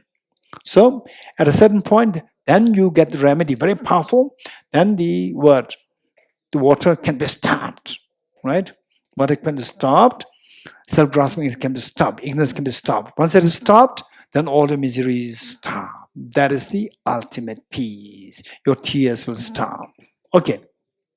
So what the Buddha taught is the Buddha taught, same, whoever sees dependent origination will see the Dhamma, and whoever sees the Dhamma will see the Buddha. And because of this is produced, because this exists, that exists, because this is produced, that is produced. Third, because of ignorance, karma is created. Because of ignorance, number 1, the 12 links. Because of ignorance depicted by the blind person there at the top right, in the wheel. Because of ignorance, quantum karma is created. Because of quantum karma, consciousness is created. Because of consciousness, name and form is created. Because of which the sense source is created. Because of which the context is created. Because of which the feeling created. Because of the grasping, the craving, grasping, becoming, the birth, aging, and death is created. And because of which all the miseries, the miseries, confusions, bewilderment, they all come to existence. Then the Buddha did not stop there. Buddha did not stop there. So Buddha said that, okay, this wheel is a wheel, it'll continue, but it can be stopped. Buddha said, when the ignorance stops, karma will stop. When the karma stops, the consciousness will stop, because of which the name and form will stop, because the sense will stop, contact will stop, feeling will stop, the craving will stop, grasping will stop, becoming will stop, aging, the birth will stop, and aging and death will stop. Because of this, all the miseries, confusion, bewilderment will stop. You're getting it? In other words, our having to shed tears will all stop. All misery will stop. So, how will this stop? Only when the ignorance stops. You're getting it? Only when the ignorance stops. If you don't put effort to stop the ignorance, the wheel will continue to operate. Wheel of suffering will continue to operate. Okay, what's the next question? How to stop this ignorance? You're getting it? How to stop this ignorance? So this ignorance is like darkness. In dark, you don't see what is around you. With ignorance, you don't see the reality. Ignorance blurs you from having the vision of the reality. So if you want to have the, if you want to say, if you want to read a book and it's totally dark, what do? You should remove the darkness by by introducing a light. So just as you remove the darkness by introducing the light, it's only through introducing the light of the wisdom that the darkness of ignorance can be eradicated. Next question. What wisdom? Wisdom is the discerning mind whose apprehension of the object tallies with reality. What's the next question? What's the reality? The reality is what the Buddha taught as the third seal. What is the third seal? Everything is of the nature of emptiness, selflessness. You getting it? Okay. So this is how the first seal is connected with the second seal is connected with the third. That everything is the nature of emptiness and selflessness. In other words, that everything what you see in the dream is dream, they're not real. Likewise, whatever we are seeing, experiencing in the real life, they're also like dream, they're empty of being real. Right? And if you know this, what is the benefit? Just as when you wake up to see that dream is dream, all the fears in the dream stops. Likewise, when you wake up from the sleep of unconventional dream, there are two kinds. There are two kinds. One is a conventional dream, and the other one is unconventional dream. Conventional dream is a dream from which we wake up every day. But from unconventional dream, we have never woken up. Now, if we don't wake up from this unconventional dream, we'll continue to suffer in this unconventional dream, like sickness, aging, death, tension, depression, so forth. So if you don't want to suffer in the unconventional dream, what is happening now? This unconventional dream. If you don't want to go through this, then we have to wake up from the unconventional dream to see that whatever is happening is the nature of emptiness and selflessness. What's the next question? What's the next question? What is emptiness and selflessness? You're getting it? So this takes us to emptiness. Okay, I know there's some smells there, right? Okay. Okay, so the next question is, what is this emptiness and selflessness? You're getting it? So once you wake up, what is the benefit? All your miseries stop. All your tensions stop. All your sorrows stop. It transcends the sorrow. Transcending sorrow is absolute peace. That's the time when your tears stop. Right? Okay, so for which, what should we have to do? We should put concerted effort. What effort? What effort? Concerted effort. Understanding? Understanding? Wisdom of emptiness. We have to understand what the wisdom of emptiness is. Okay, one question over there. Your name? Ofek, yes.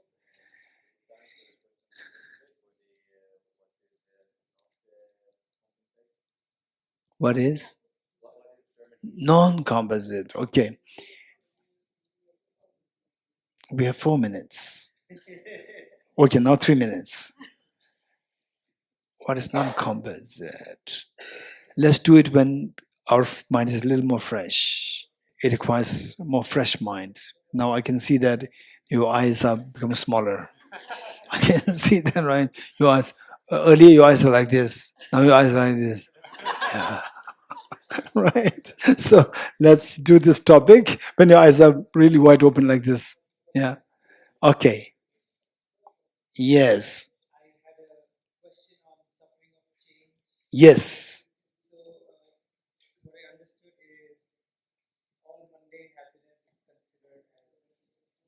Suffering change.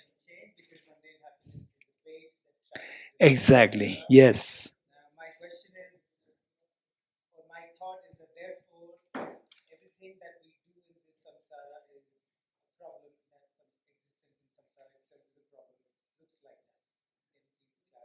This is a good question. Not only a good question, it's a big, good question. Thank you, Harik. Hari. Thank you. Okay, this is a very good question. So whatever we do, whatever in this life we are doing is either suffering, or suffering change, or happiness. In other words, mundane happiness. And then, so in other words, everything is suffering. right? So whatever we're doing is related to suffering. This is a good question, right? So which means whatever we're doing is just meaningless. This question. Okay. This is a good question. Anybody who likes to help me? Anyone? So we have only 2 minutes more. Raise hands. Who likes to help me? Anyone raise hands who likes to help me? Raise hands. Raise hands. Raise your hands. Raise your hands. Here. Yes. Yes. Huh? Okay. Anyone else? Anyone else? Okay. Over there.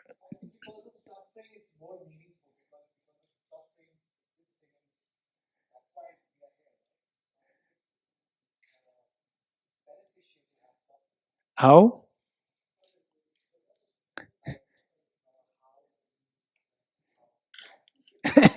Okay. How? Yeah. Ben. Ben.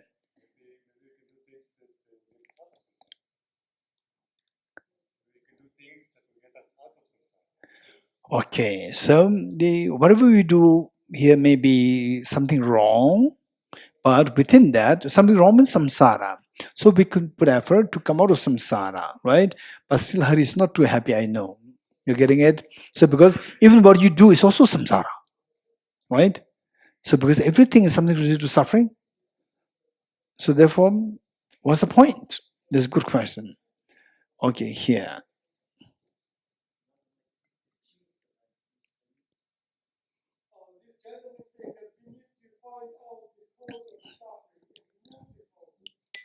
Okay, so finding the cause of suffering and you feel, oh, I'm happy that I found the cause of suffering. Even there's a mundane happiness, right? Even there's mundane happiness, there's also suffering change. Okay, what's the how? So this is a big question. I cannot give the answer. Okay, gentlemen here.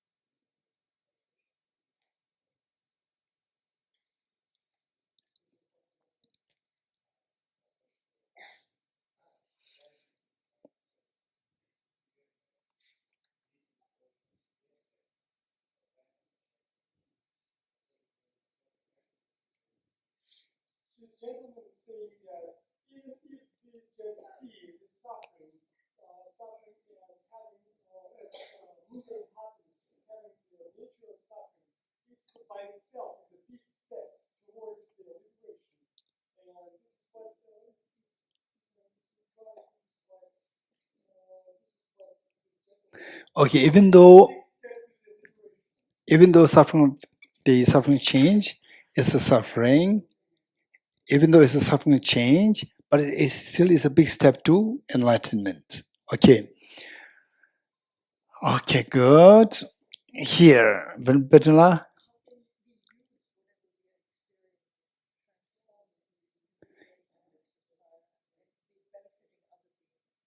No, what Hari is saying, say whatever we have, we use it.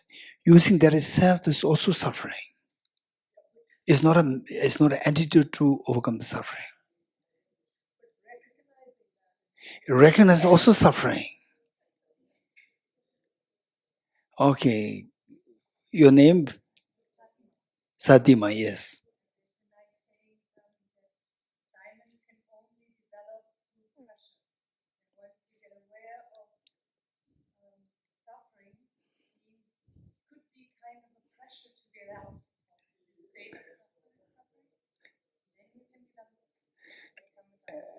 So the pressure itself is suffering, right?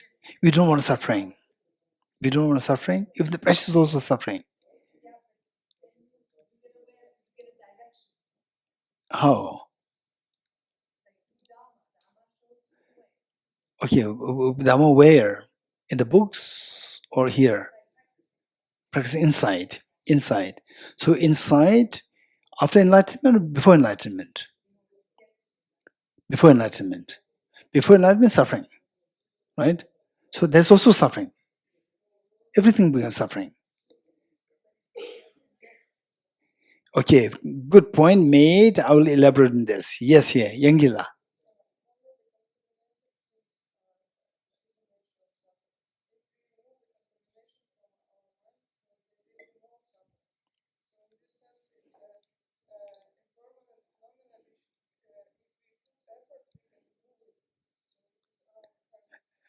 But tell me that state when you're putting effort, is there suffering or not? Not suffering, liberated. So not liberated means is suffering. Okay, so Hari, you have created problem. You have got so much wave here, right? Okay, so the yes over there, yes over there.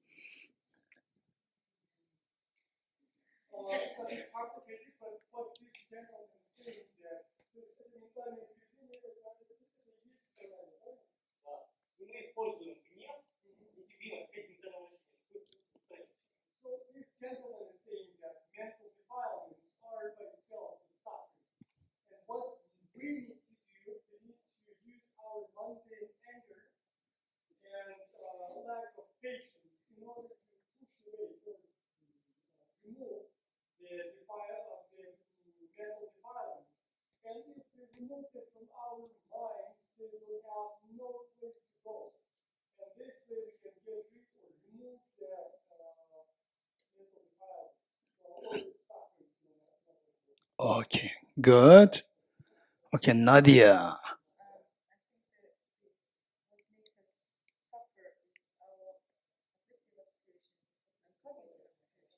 Yes.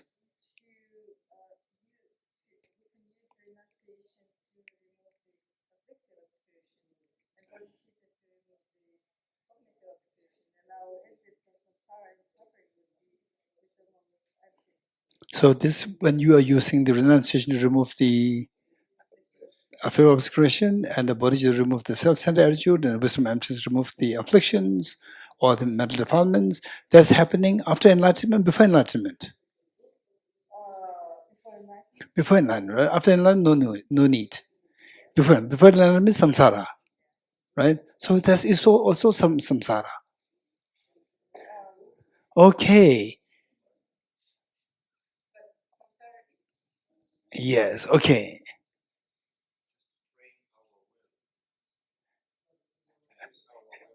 Using our will, is that samsara or nirvana? It's samsara. Samsara means suffering, right? By poison, you cannot remove the poison. Okay, good. Okay, so look, Hari, your question is big, right? It's not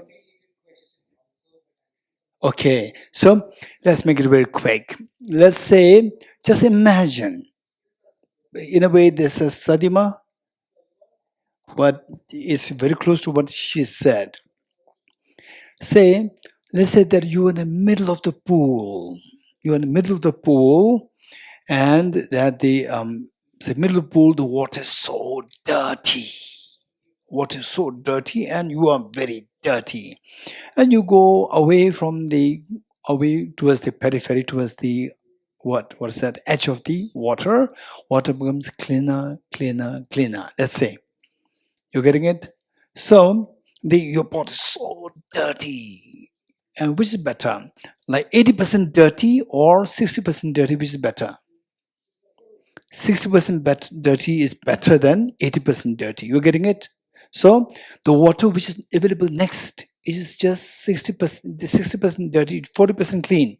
You use that to remove the 80% dirty body. You use that, and you become 40% clean, 60% still dirty.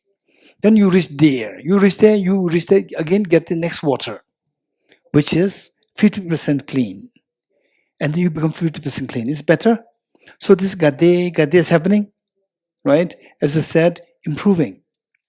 So although what you're using is not clean, it's not perfectly clean, but that is way better. It's so good that you use it, that your earlier more the degree of the metal defilements will be removed. So every time you go the closer towards the edge, you keep using the water, whatever is available, you use that, and then your metal defilements will become less. It doesn't mean perfection. It's less. Then finally at the edge, there's a very clean water. You use it, you become perfectly clean. You're getting it? This is the only way of transformation. So this is the meaning of gade, not gade bodhi swaha. It is gade, para samgate bodhi swaha. This is the only way how we can transform ourselves. Good. Okay, the next is that the second session at 1 o'clock. At 12 o'clock. Second session at 12 o'clock. As I already informed you last time, Tilu Rinpoche, who is or was the representative of His Holiness. Tilu Rinpoche, he is the representative of His Holiness, Russia, Mongolia.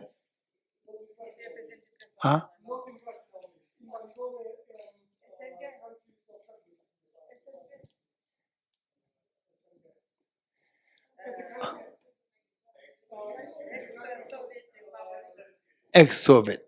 Okay. Ex-Soviet, yes. Ex-USSR. Okay. So the Tilu Rinpoche, he is the representative of His Holiness the Dalai Lama for the ex-USSR, the whole area. And that the Rinpoche, in fact, I know about him since many years ago, but more being very close since the last 2 years. And of course, keep in mind that he became the representative of His Holiness not because that somebody else appointed him.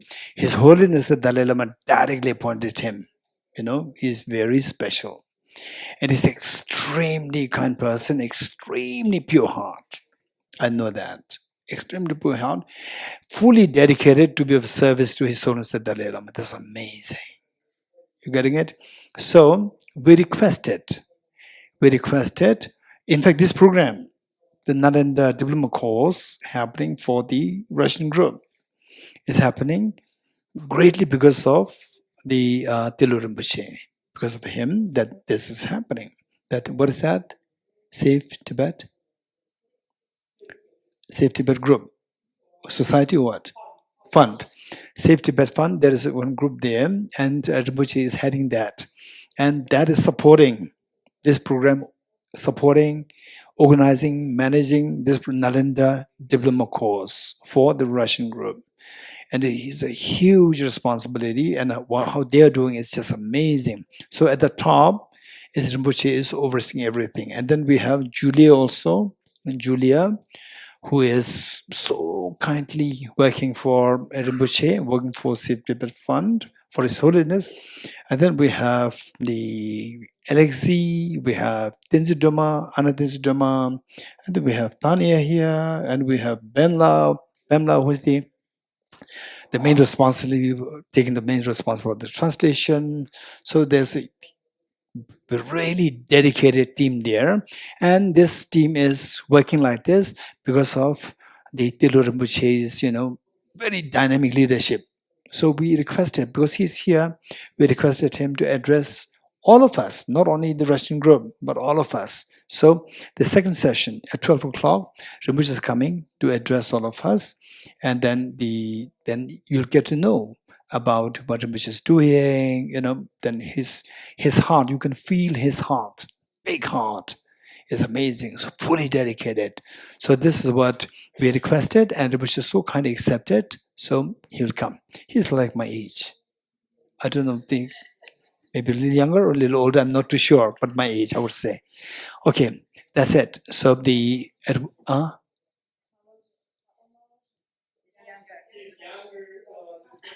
how old?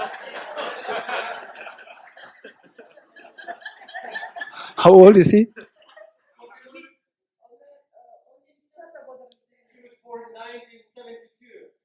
So he's much younger than me. 4 years younger than me. Yes, you're right. Okay, good. We will do the endation prayer. Page 52. Oh no, we have the afternoon class is there. Good.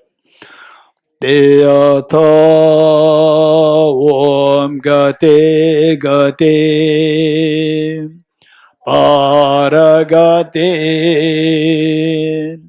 Parasamgate Bodhisvatyata Om Gate Gate Paragate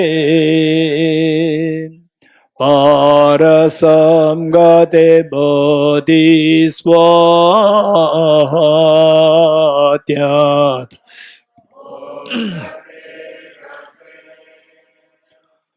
Paragate